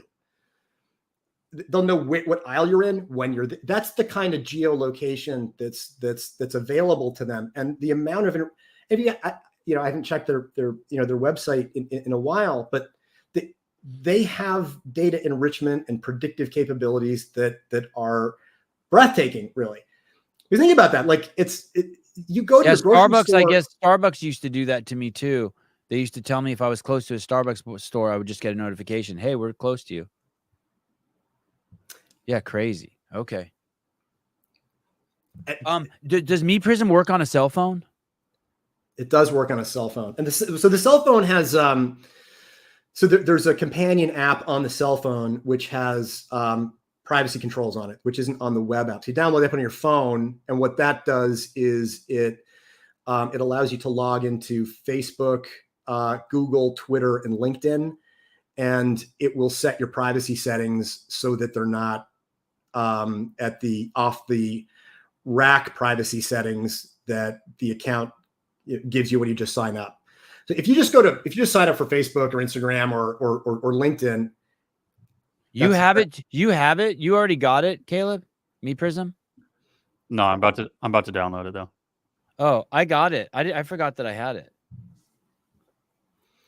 So the privacy controls allow you to essentially toggle the settings, the privacy settings of those services, so that those companies, they're not allowed to deprecate your service. They can't turn it off. They can't, throttle your feeds or anything like that. They can't charge you. Really, all that's the one. Yeah. Yeah. So I already clicked it all. I have stopped collecting my data for Google, stopped collecting my web history, stopped collecting my location history, stopped collecting my YouTube history. That's the so that's essentially what you want it to do. I can't see the app, but you got to make sure you activate it. There's a Are you going to add Instagram to this? I see Twitter's on here. We are. Yeah, fuck Instagram. I keep seeing big booty Latinas, and I don't know why. Yeah, that's weird, Caleb. Doesn't sound like you. Well, so basically the idea is that when you sign up for those companies, they're basically going to say, like, anything you do on here is ours. We get it, and we're going to do whatever we want as long as we can make as much money as we want. And if you don't like it, term of service, here's the door. Unless you say, it's my right to require you not to share my data, and for you to, inform anybody that you shared it with that they too can't share it. The velocity of my data must end here. And why did you start the company? Did you get screwed and you're like, all right, I'm going to put all my energy in? It's bigger than that. I think it's because we're all getting screwed. So right. I spent about 25 years on the on Wall Street, working big liquid financial markets, and I've been involved in some things in fintech for a long time. Just because in my last role, I was sort of in a management position that involved having to understand the compliance requirements, managing an international institutional fixed income and equity sales force, and know what the rules of the road are. And in a big market like the stock market or the fixed income market or the derivatives market, there's a massive amount of transactions. All those transactions they happen instantaneously with tens of millions of players. Taxes are paid, chain of custody is recorded.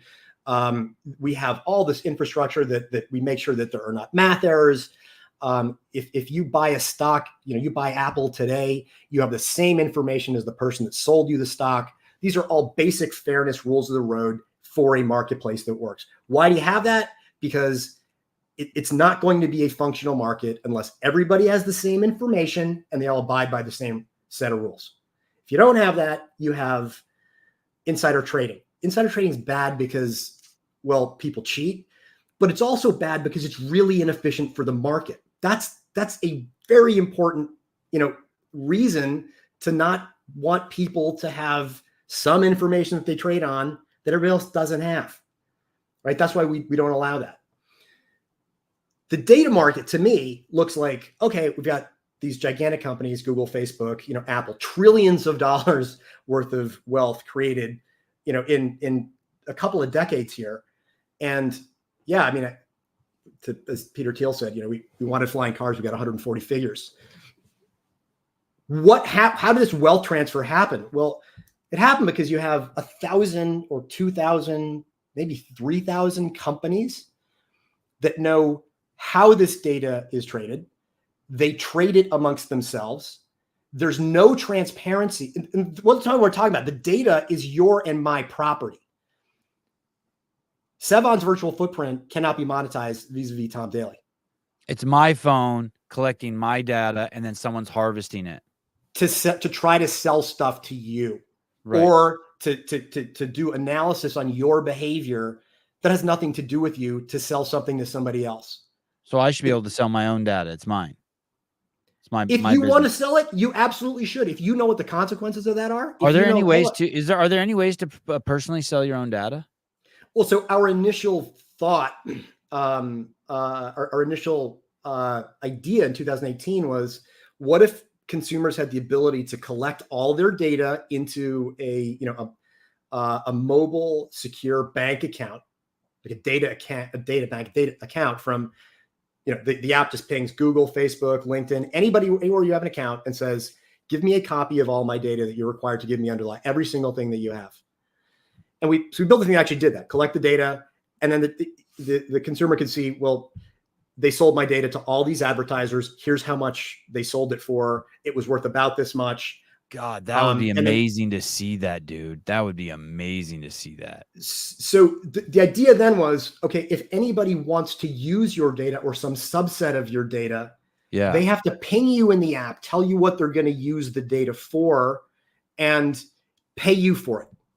Yeah. If they want to use your data for some reason that you think is that there's value to say, oh, I don't know, they're doing some study about how, traffic patterns in town, and I don't know, this is gonna be good for the town. Fine, okay, you can track me for that or whatever. But I want to know why, and the rules have to be nerfed up. You have to agree that you're not going to take this data and sell it to China. So informed consent, like you would have. So transparency, symmetry of information. Everybody has the same information, and it's informed consent. If Vladimir Putin calls up and says, listen, I'll give you, $5,000 for all your data. Thanks for the bid, but I'm going to pass. But it was nice to see the bid. There might, if he says, right. But what about $1 million? Right. Doesn't seem my cup of tea. I don't really try, whatever. But that should be up to the person whose asset is being traded. If that person thinks that that's a good risk, risk return for them and their family, I guess, who am I to say that that's a dumb decision? Right. What I take issue with is you can't have an entire financial complex that's essentially trading an asset on behalf of the person without the person having anything to do with it. That seems insane and unstable and utterly inefficient, most importantly. So because of that asymmetry information, there's absolutely no way that this economy could be being it can't be being optimized.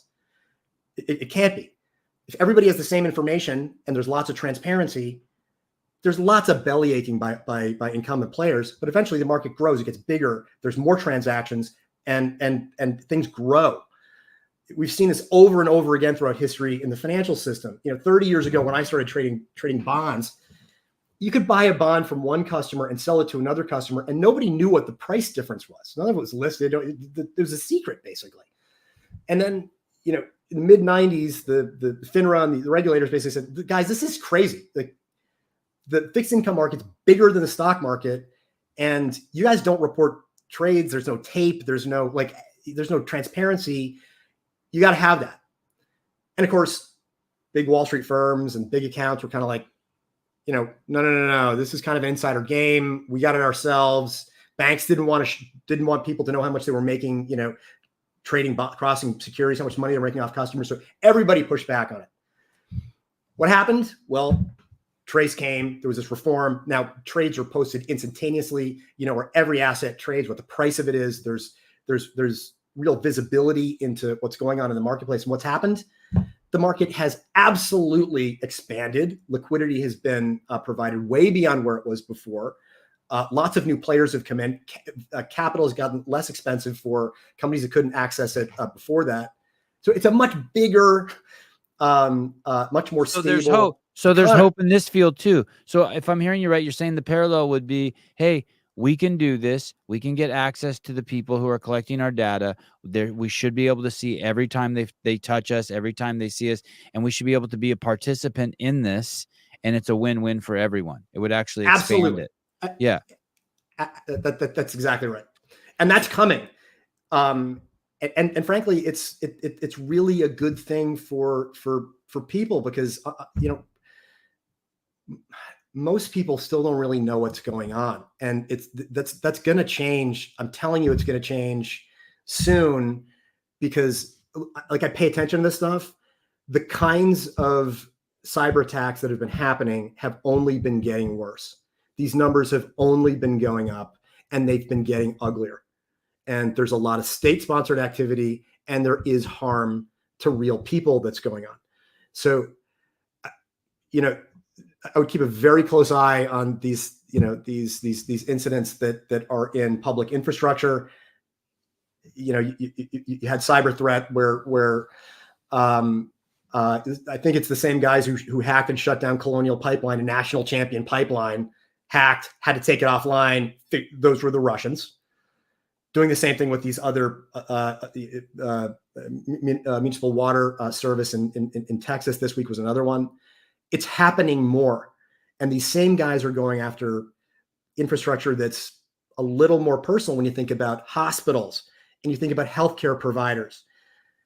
I mean, is it good that some portion of everyone's medical records is going to be available for sale online? That's not good. It just makes me happy that I don't go to the doctor. Right. Which was the plan the whole time. I'm in the same don't eat sugar. Don't eat sugar. Don't eat sugar.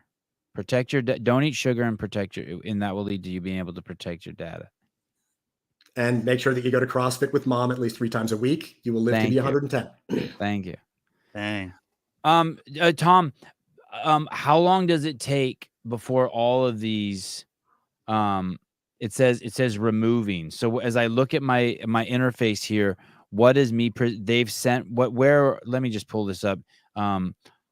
It says remove 23, removing 30. So Me Prism has contacted these companies and they're now doing a dance. Are the companies pushing back? Yes. Yes and yes. So what happens is we first find the data. In your case, typically it's between 50 and 100 for somebody who's never kind of done this before. So we locate it, we find it at those companies. There's also there's an offline search that's part of our legal escalation system that includes other removals that you'll see in a few weeks here. But basically what's happened, we found those listings at those data brokers, and then we have an automated system that tries to go through their opt-out portal.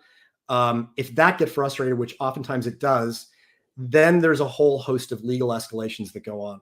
So when you're onboarded at mePrism, we ask you to sign an authorized agent letter, which means that it's about a paragraph long, and it basically says that you're allowing or instructing mePrism to act on your behalf to find your data from data brokers and tell those data brokers that they have to delete your data. And there's an e-signature at the bottom.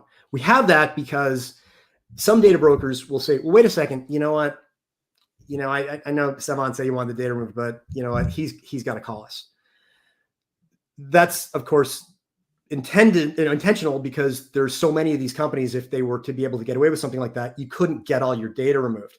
So the law strictly says, an agent has the right to do this on your behalf so they can get it all done. You do it at scale. So when that data broker, we say remove it, and it says pending, it hasn't been removed yet, that's because they haven't abided by the opt-out request. So what happens then is the AI essentially takes a portfolio of information, including our Secretary of State documentation in California, our legal standing, the claim under the law. This is a California resident under CPRA. You're required to remove his data. Here is the signed act as agent letter. This is going to their privacy officer. Here's the URL of the data that you need to remove. If you think this is a fraudulent claim, please let us know in 15 days. You have 45 days to remove the data under the law. They will then say something like, we can't find the data. The AI thing will then repeat the whole process, showing the data and then pointing out that this is a violation of CPRA. God, And their these guys are denial of that scumbags. will go to the agency who tracks this. Now the privacy officer knows that, okay, these guys aren't going away because the AI chatbot does not get tired. It doesn't make mistakes, really. And it will keep coming at them like the Terminator. And because it's email, it is a chain of evidence, sir.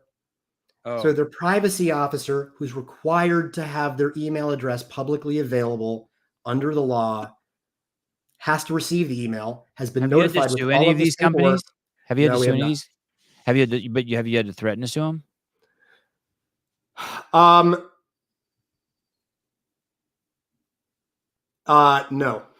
No. No. So eventually you've been pretty successful. They all acquiesce eventually. They feel. Well, so there's a few things that are going on. The Attorney General in California, Rob Bonta, has been making enforcement actions on behalf of Californians against data brokers who don't abide by this. And those same guys, like Alistair McTaggart and the guys that the people that were kind of on top of getting the California data referendum up and going, are sort of part of the privacy agency in California, and they know what they're doing in terms of the basic principles. Like, well, wait a second, a person should know what data a company has about them, and obviously, if the person doesn't want their data there, and there's no really good legal reason for it being there, the company has to delete it unless they get consent from the consumer. All very reasonable. If data brokers aren't doing that, which they're not, then the CPPA, the agency that's run by those very same people, and the Attorney General goes after them now. There's well, that's good because they're not going against criminals in the street. I'm glad to hear they're doing something. I'm just a guy. I hear you. Just a guy, really. I'm a super guy. You really are a super guy. I hear that about, but that runs in the family. Apple does not fall far from the tree, from what I understand. Tom, thank you. It seems like that there's a million aspects of this to talk about. I really appreciate you coming on and sharing all this. I appreciate you offering the discount code to the listeners too. It's really cool. Honestly, thank you so much for having me. I'm inspired, and now I'm going to start a podcast. To start a podcast. No, to go run some MRFs. I'm absolutely not going to. There's no chance I'm starting a podcast. You guys, I can't. Like, I already feel like I work too hard, and that seems like it's harder. What you guys do seems like it's harder work. So. Easy peasy. Well, thank you. I will be following closely, and I look forward to you guys getting Instagram on there. When you do get Instagram on there, I'd love to have you back on and talk about that and what the implications are on the app. You got it. You got it, my friend. All right, brother. Thank you, and have a great weekend. Thanks. You too. Take care, guys. All right. Cheers. Bye, Tom. You think he had to pee? Maybe. That was the fastest exit ever. He was itching to get out. I think he's got shit to do. You were waiting for what question? I was waiting 92 minutes for what question? Whether it works on an app? Maybe. I can't remember. I was trying to figure that out too. Oh, that shit makes me stressed, dude. Like a tornado? Like a tornado makes you stressed? Yeah, like a tornado makes me stressed. Like that's all this. I mean, there's when I pulled this up and I like added my shit on there, it's like 108. I have like 200 things on here, 200 profiles found with my information. I was looking at some of the information they found about me is not even right. Like, they have people who they claim are my relatives who aren't even my relatives. Oh, really? That's some 23andMe shit. They just start claiming people are your relatives just because the name is the same. Oh, maybe that's what it is.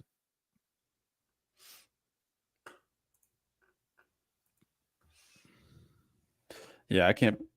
I'm gonna have to sign my wife and I up for that for sure. I can't believe they don't give it to every single. I can't believe that cops don't have that. Well, Olivia in here, she was talking about how her husband has some sort of app. Here it is. There we go. We're just getting caught up, but my husband has been a peace officer for 18 years and has used privacy for cop services multiple times, but his info is still out there. Some agencies do pay for it. I can't remember who told me, but I someone imagine if you you broke up, Caleb. I don't know if it's me or you. Oh, sorry. It's me. I imagine My internet's if been it's fucked up this morning too. yeah, me too. Okay, I imagine sorry, if it's brought up to your agency like as an important thing that needs to be used, especially in your bigger cities like your LA and New York City, you have like your NYPDs and shit. If you bring it up to them, I'm sure they would be more than happy to provide that. And like just You think? because you're out there all the time. You think they're gonna pay? I would think so. Then fucking everyone should bring it up. For sure. There is some great tornado footage from yesterday. Yes, there is. I think Right he's been around our wearing. neighborhood. He hasn't taken that Subaru sweatshirt off in 3 weeks. Probably, yeah. This is the only hoodie I brought with me. This is all I got. I'm not gonna go buy another one.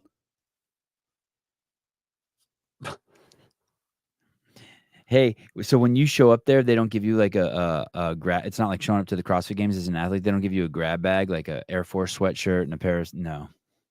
No, I'm so stupid. They tell you stupid. before you show up. They're like, "Hey, this is what you need to bring. If you don't have it, you need to go buy it and bring it." And then when Wow. we get here, they're like, "Oh, you also need this stuff. So go buy it and come and fucking wear it if you want to." The Crash Crucible. And you don't want to be a buddy fucker and not have your shit, because then if you don't have it, then nobody else can wear it. So like if I don't have a beanie, but all my dudes have beanies, we can't wear a beanie when it's fucking No under shit. 50 degrees. No shit. And that makes you a buddy fucker. Yeah, then you're a buddy fucker because now everybody's that's fucking like cold. if someone. Yeah, if someone shows up late to my kids' tennis class, they all run sprints. It happens, and it happens all the time. Buddy fucker. And I can't believe there. the kids. And does everyone point it out? Like the kids in my kids' tennis class, they don't do it, but I would Hell like yeah. socially humiliate. So if someone does that, everyone looks at them like, dude, buddy fucker. They're like, fuck you, dude. You just like Yeah. now we're fucked. Like Yeah. somebody forgot to bring something back to one of the instructors, and the instructor goes, "Okay, well, y'all are fucked on Monday. If he doesn't come back by Monday, then y'all are fucked." Same thing. Like somebody didn't shave the other day, and they're like, "If you don't rectify this by lunch, then Monday comes around, the punishment's severe." And you're like, "Oh fuck." For everybody. For everybody. Yeah. Yeah. Oh, what's this? What's a Blue Falcon? I think I remember Buddy us fucker. talking about that before. That's okay. Make the parents run. Yeah, The parents are supposed to text the kids, or the parents are supposed to text someone's supposed to text the coach if you're late.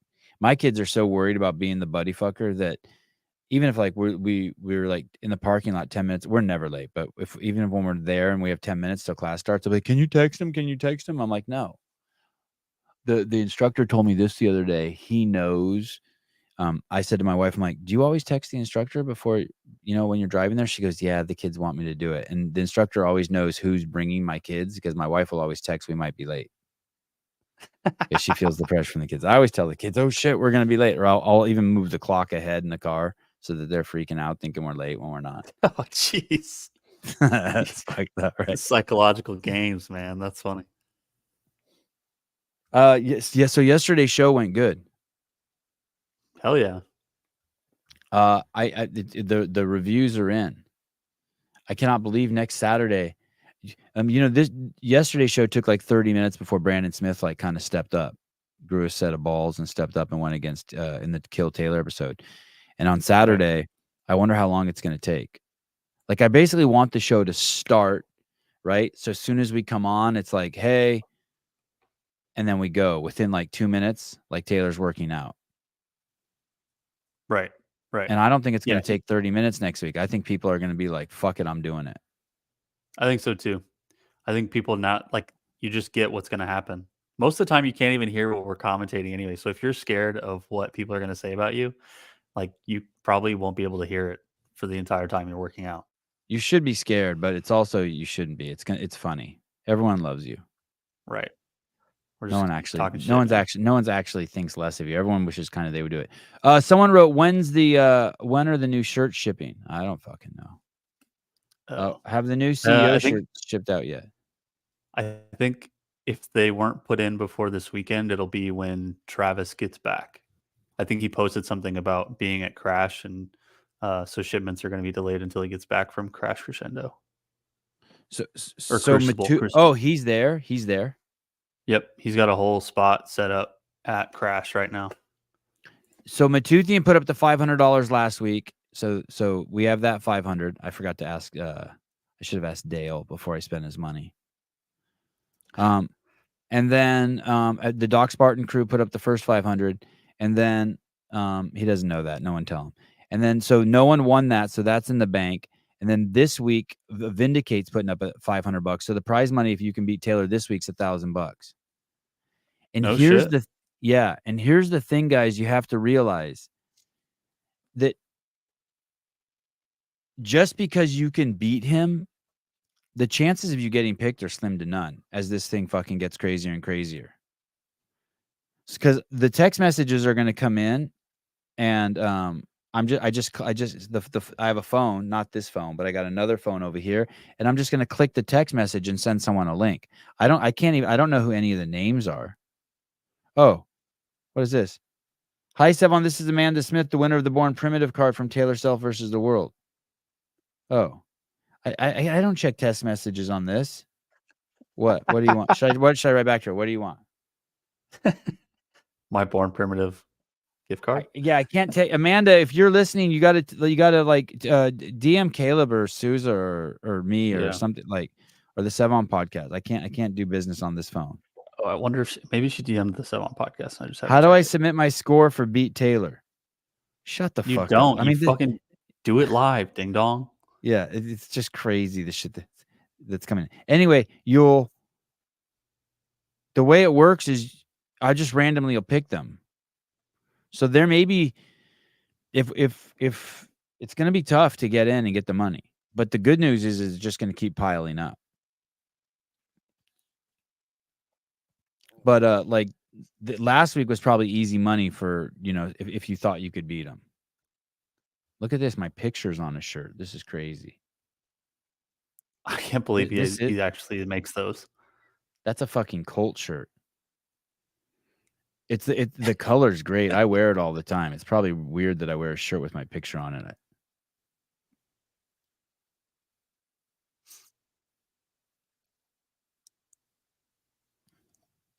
Do you have one of those? Would you wear it out? Yeah, I have this blue one. I wear it all the time. I like the blue. Makes my shit brown eyes pop. No, I don't know. I'll tell you which one. I don't wear this camo one.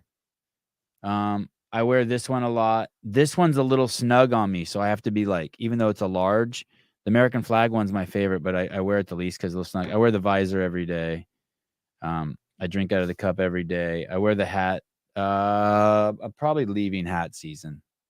Summer's here. I wear the black, and then I wear black, and then I wear these CEO shirts every single day. I'm sure. I wonder what people think in the world. They must think I'm fucking crazy. I started going to the same places regularly, and I realized that I'm wearing the same thing every time I go there. So I think that people are starting to recognize that I wear the same shit every day. That you represent CEO and Subaru. Exactly. It is a little weird. Like if I go out with some CEO stuff on, and my kids have some CEO stuff on, and my wife has some CEO stuff on. It's like where those it's like the black couples in high school, they would always wear the same jumpsuits, like the boys and girls, they would dress that the girlfriend and boyfriend would dress the same. Her husband, his wife, I'm with him, that kind of thing. They go to Disney World wearing the same shit. Yeah. Oh yeah, that is who it is. It's like obese white people who are carbohydrate addicts and black people, they'll dress up with their mates. And Sevon. Yeah, and me. And the Matosians. I fall under the black thing. Right. I really wish I would love my kids just to wear tracksuits. Really? Yeah. I'm gonna type into Google black guy tracksuits. See what I get. Oh yeah, dude. What's funny is that now we have so many CEO shirts that like my parents will wear them too. So whenever I'm with them, we'll go out to dinner or something, and they'll That's awesome. we all of us are just wearing them. Yeah, dude, my kids could rock the shit out of this. I would Yeah, so that'd be put Avi in that. I like that one. Or this Bruce Lee one. Holy shit. Oh shit, Bruce Lee. I would put Avi in this Izod one. Oh my god, this one is crazy, dude. Oh my god, that's so nice. Lacoste. Holy shit. That's just the sweatshirt too. Just the sweatshirt's It's not 120 the bucks. pants. They just don't make any of this stuff for kids. Oh my god, look at this one, this like velour one. Anyway. That Nike one's cool. Yeah, I would love to dress my. Every time I look on Amazon for tracksuits, they're just ridiculous. Camo tracksuit, yeah, that'd be awesome. Oh, look at Standy Randy Lesbaru. Lesbaru. That's right. Only lesbians drive Subarus. My live call-in show notes are absolutely wild. I'm so excited to do a live call-in show. I have so much crazy shit. Are we doing that tomorrow? Yeah, hopefully. I'm just gonna play this for you, but I'm gonna play this tomorrow too. Have you seen this footage of Greta Thunberg's titties going around? Yes. Have you seen this shit? There's no way that's real. I stopped and like when I saw this, I showed my wife. I'm like, look at this fucking rack on this little kid. So she's an adult now. She grew up. Yeah, she's definitely adult now. Before I play this, I better look up age. She's 21. Greta 21. Thunberg. Okay, 21. Yeah, 21. Yeah. I wonder if someone's putting it to her. This is crazy. Have you guys seen this? Okay, you have to listen and read at the same time. It's kind of my wife. I think my wife's coming. Oh, good. Okay, here we go. Someone said nice pair of global warmings. I got two for now. She's grown. The gloves are in perfect condition. Where's the OL? She's 21, alright. Check them cannons. She loves being manhandled. Two big reasons for global warming. She's a big active part of the elitists. Get her the fuck out of my city. Tight knits, great commercial for great t-shirts. Damn, is she 18? Free her and take Nikki instead.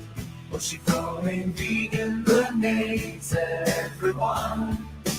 Greta, you are not a child anymore. We all see it. There's so many great one-liners in there. Tice Holy titties. shit, Oh my god.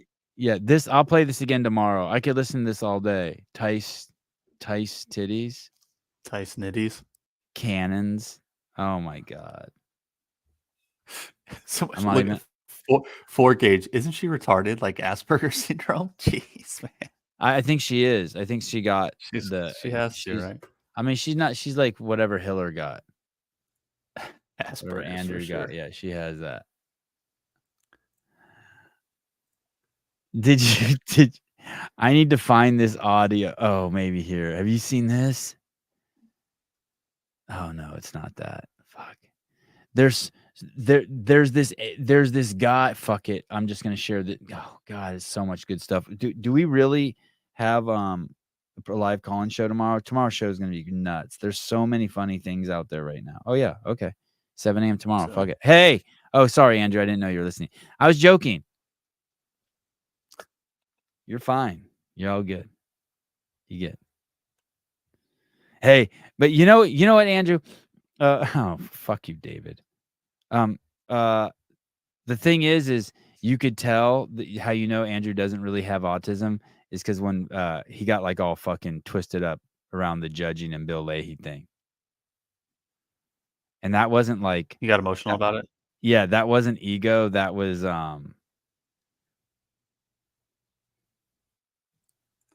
That it's was a cousin of ego. It's just human. Yeah, was it like a cousin of ego, like pride or something, or like just a self, like personal responsibility and accountability, like just can't figure out. Right. I need to think of, I should have him on. That was a great show talking to him about that. I loved it. Because really there's nothing on the line. No kid got No. molested, no one died. But it's just where he's put a shitload of energy and and Right. it makes him want to throw up that he fucking They still fucked him up. Yeah, like I don't think Andrew's problem is what happened publicly. I think it's just how he feels about his relationship with Bill Leahy. I mean, he fucking went there for 7 or 8 days. Right. He went there to help him. Yeah, he went there to help him. They still fucked him Yeah, up. yeah. And they're like, "Oh, really? You're gonna hire a judge? You're gonna hire the And judge?" the whole Fuck thing you. is so the whole thing is so crazy because literally, if you were to pick someone to be like, I guarantee you, if we did a poll, we should do a poll. Let's do a poll tomorrow. Let's not do it now. Let's do it tomorrow. Okay. If you were to pick a judge, who All would right. you pick for your fucking judge? Andrew Hiller, one of the LGBTQ judges, professional organization of LG's judges, or you're a Philly donor, and you want to make it to the games. Like everyone would pick Hiller. Like still anyone would pick him. Facts. That's the best we got. So whether you like what happened or not, like that's still the best we got. And hey, maybe Hiller's just one of those guys who's like a really good coach but can't play the sport. You know what I mean? Like you've seen that fat motherfucker who like coaches. You know what I mean? Maybe he's great at fucking like he's like what's the fat coach who can barely move? Is he the coach of the Kansas City Chiefs? The guy's a fucking Cleveland Browns. Oh yeah, the guy from Kansas City Chiefs. Yeah, that fucking white guy. Fat white guy. He's bigger than John Candy. He's frail as shit. Like I bet you that guy couldn't. That guy. No, not that guy. It's probably the guy from the Cleveland Browns then. Or maybe it's the 49ers. There's maybe it is that guy. Yeah, the Walrus. Maybe it is that guy. Yeah, it's crazy. Is that the guy that got pushed on the sideline by one of his players? Yeah. That guy is fucking a bitch. I mean, I don't mean that in a negative way. That guy is like a world-class pussy. Like my 7-year-old could whoop that dude's ass. Like punch him in the gut, punch him in the kidney, spin around and just kick him in the kneecap. That dude's toast. He'd probably absorb it all though. But he's fucking the greatest coach alive right now. He's fucking on a tear. He might end up being the greatest coach of all time, right? With the knee knocker quarterback, the weird quarterback, Mahomes, who has the weird body. And maybe Hiller's that. Maybe Hiller's the greatest coach ever, but not the greatest. The coach of referees, but not the greatest referee ever. Why is Coach Stomach move like? Oh yeah, can I see that? Oh yeah, let me see. What the fuck is that brown Push-ups, thing? Jumping jacks, sit up, climbed the wall and ran. But none of this fancy shit. Okay? Right? And they won 2 world wars. 2 world wars by doing jumping jacks, push-ups, and sit-ups. 2 world wars. You think they were worried when they're running across Normandy about fucking stretching? Are you kidding me? A few people might Huh? pull the hammy. What? Short steps. Every time he says his stomach like elevates off of his fucking cock and balls. Hey, I totally recognize the way his body moves with the super obese. Did you see that? Like the way he scratches his arms and shit, and the way he has to maneuver around his body. Like it's right. Man, what size was Everything's that so much shirt? bigger. Quad XL, quintuple. How did you XL find probably. that clip of the? Would you just put in obese NFL coaches? That was nuts. Cleveland Browns fat coach? That's what I looked up. Jesus criminy. I'm so I was let me tell you, yesterday I was high as a fucking kite. You don't even know. And today I'm coming down a little bit. I was scared I was going to come down really hard. Wow. He's cool looking though. I like him. I like the way he talks. He's cool looking. I just feel so like that man, that's rough. a lot of work. Yeah, that's a lot of work. Yeah, for sure. So that's an official Cleveland Brown shirt even. Yeah, they made that. They probably had to make like 20 just for him. Hey, dude, that dude can That fall shirt's asleep. probably also 10 years old. That dude could fall asleep anywhere. He probably falls asleep in O-line meetings. Yeah. He'll probably be like going over film, and he'll just. Can he hit a standard burpee, bro? Sir trolls a lot. If that dude can't even tie his own shoes. What's dude that can't guy's even name? sit on a Pull toilet without up a some system. images of him. I bet you he wears slip-ons. Oh, he definitely hasn't seen his penis in forever. Yeah, I mean, when you're that big, there's some weird. You live a different, unique body style. He's unique body style. Thank you, Mason. That's what I'm trying to say. Let's see. Shirts by Omar the Tent Maker. I don't even know what that means. Yeah, dude. How could I not be high as a kite? Yesterday's show was nuts. Yesterday's show was nuts. Oh yeah, he got that like fat around his cock and balls. You see that? Yeah. Where his hands are. He's got to stuff it in his waistline. They call that the technical term for that is fupa. Let me see some other. See if you can. Oh, let me see. Can you zoom in on his shoes? I want to see what shoes he's wearing. He's got those like white Nike orthopedic shoes. Oh, all right. So he Crappy does have his shoes. shoes tied. My bad. Sorry. Oh, high calorie human, HCH. That's a nice term. High calorie. Yeah, that's a really. I might use that instead of fat motherfucker. Be a little bit more inclusive. I just think it's nicer. It sounds nicer. High calorie human, but it's still funny. Can I use that, Mason? I'm gonna put a little sticky note here. Jesus Christ. HCH. HCH. That's so Hiller's on TRT, and that guy's HCH. Jesus. That guy's on high calories. Yeah. That He's got a great mustache. Now I know some of you aren't going to believe this next thing I'm going to show you. But I verified this. So Pat Lang, you don't need to verify this if you don't want to. I watched this like 5 times. Oh shit, I did the wrong. I watched this like 5 times. I'll play this tomorrow too. You guys ready? Here we go. This is true shit. Is Niggasaurus. So that's just how you gonna start the video off. The dinosaur probably didn't even know his name was Niggasaurus. And the dude who said that sounded way too comfortable saying This is Niggasaurus. so that's just how you gonna start the video Dude, off. that's a real dinosaur. Oh, if you believe in dinosaurs. Did you freeze, Caleb? Caleb froze. I can't see Caleb. Oh, Caleb's gone. He don't want to be around this piece. That's not real stuff. On my son's autism shtick is My son's autism shtick is dinosaurs. Autism shtick? Your son's autism shtick? That is a real dinosaur. That is a real dinosaur. I looked it up. I don't know if I would have shown the piece if I thought that wasn't a real dinosaur. That is a real dinosaur. I don't believe in dinosaurs. Okay, fine. But as far as the fake dinosaurs go, that's a real fucking dinosaur. Look at Caleb's like, I'm out. I'm talking about the nigga. I'm talking about the Niggasaurus. What? I wasn't here for that. I'm glad I was out for that one. Hey, oh, he's super focused on dinosaurs. Let me I'm gonna pull it up for you.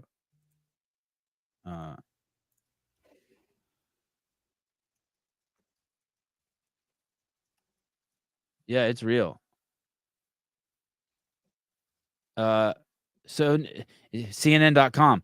It was named in Niger. It had the long neck of a diplodocus, up to 1,000 teeth in its intricate jaw. Yes, so it got the name. What is the dinosaur with 100,000 teeth? What is it, 100,000 or 1,000? I don't know if I believe in dinosaurs either. Has anyone seen one? Do they actually find the bones or do they actually put them together? What's the deal with dinosaurs?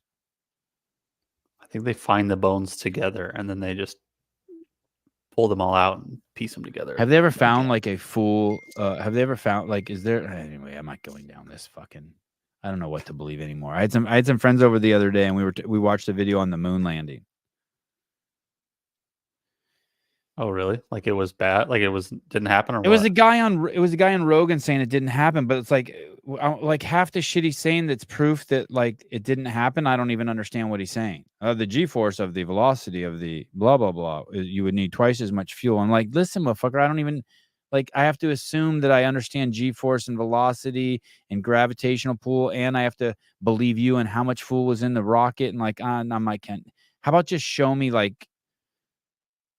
I like just what Joe Rogan said. They showed the fucking Saturn V taking off from the moon, and he's like, "How did it take off? There's no fire on the bottom." And I was like, "Well, that I can. That's a good question." There you go. Yeah. I'm like, "All right, all right." There's a new movie coming out called Fly Me to the Moon, Uh-huh. and it's about filming.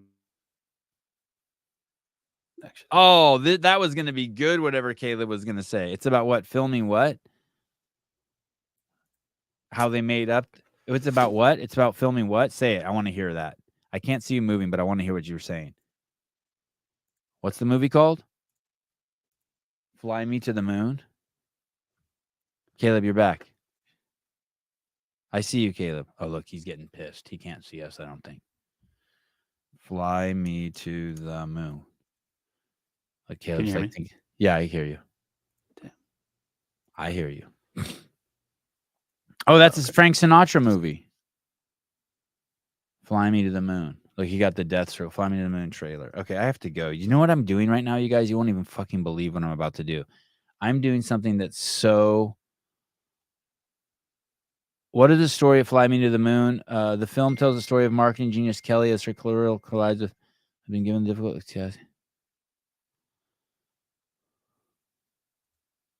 All right. I have to go to a neighborhood meeting, Caleb. what? Yeah. Why? Because to figure out who's going to pay for our road if it ever breaks down. There's been like 20 and I've never gone, and now they're like, "Hey, so you're the only person who's never been to one of these." I have to go at 9:30. You have to walk up the street. I'm only going to go for 10 minutes. I'm going to have to like interact with people. I hate that. Me too. That sounds horrible. Me too. I had to go to the store yesterday, and I had to go to a Walmart. And I just with all the fucking bright hated lights and myself. shit. Yeah. And everybody's got like meth mouth and shit, and they're all fat. And My sister makes fun of me because I tell people I live in the country, and I have some friends visiting right now. I'm like, "Hey, do you think I live in the country?" And they're like, "Totally." They're from the city, right? They're from Berkeley. I'm like, "Oh, that's awesome." Yeah. I live in the country. I mean, compared to Right. them, I've lost all my. I don't want to socialize with anyone. I don't like fluorescent light bulbs. None of that shit. Hell no. Yeah, I'm anxious as fuck. Yeah, I'm anxious. I don't want to see them. Someone's gonna say something stupid. Like someone's gonna say something like, "We have to fix the road, and it's because it's gonna break down faster because of climate change." I'm gonna be like, "What's that?" Right. And then you're fucked. Can Now you you're in explain- deep. Can you explain? Can you? Yeah, now I'm fucked. Yeah, like fuck. I'm just gonna be like, "Fuck you." No, I'm not doing HOA. Fuck you, Troy. Fuck off. I'm sweating now. Okay, fuck this. I'm done talking to you guys. You guys aren't helping. Anyway, will you be here tomorrow at 7? Yes. I really want to talk about next Saturday. I can't stop thinking Okay. about Kill Taylor. Yeah.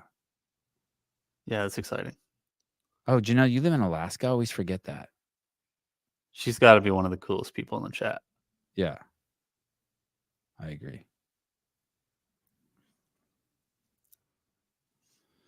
Oh, bridge update show about my road. All right. Well, okay. So basically, I'm going to do my meeting right now. I have to be there at 9:30. Then I'm only staying for 15 minutes because I have to take my kids to their jiu-jitsu class. They got privates on Saturday morning, and then I'm free the rest of the day. Maybe we could hang out again. I have friends over. Is UFC on tonight? How could I not know that? I think so. I think it is. It took last week off. Oh, today at Yeah. 4 p.m. Okay. God. Oh, the guy fighting in the co-main event, Ryan Spann. That's a good fighter. All right. That'll be cool. Yeah. Oh, Tim Means is good. Damn, this is probably the weakest card I've ever seen. It's tough to follow up UFC 300. Yeah. Wow. Holy shit, that's a bad card. All right. And then I'm going to dinner tonight with Greg.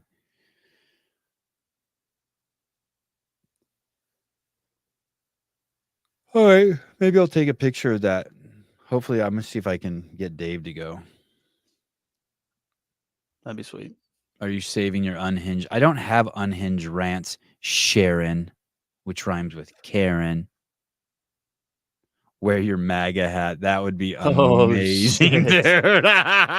Dude, I don't know if you know how incendiary that would be. Mm. Dude, I should try to see if I can get my mom to put that on. Oh, fuck. That'd be amazing. What a trip. Sevon, you want to talk about hogs with Jake, Poolboy, and I tomorrow on Glinton? That's who is all going to be on there?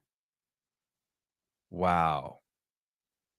Send me. I follow that page and notifications turned on. Someone send me the time for that. I'll watch that and troll you fuckers from the comments. All right. Caleb, thank you. Love you guys. See you guys soon.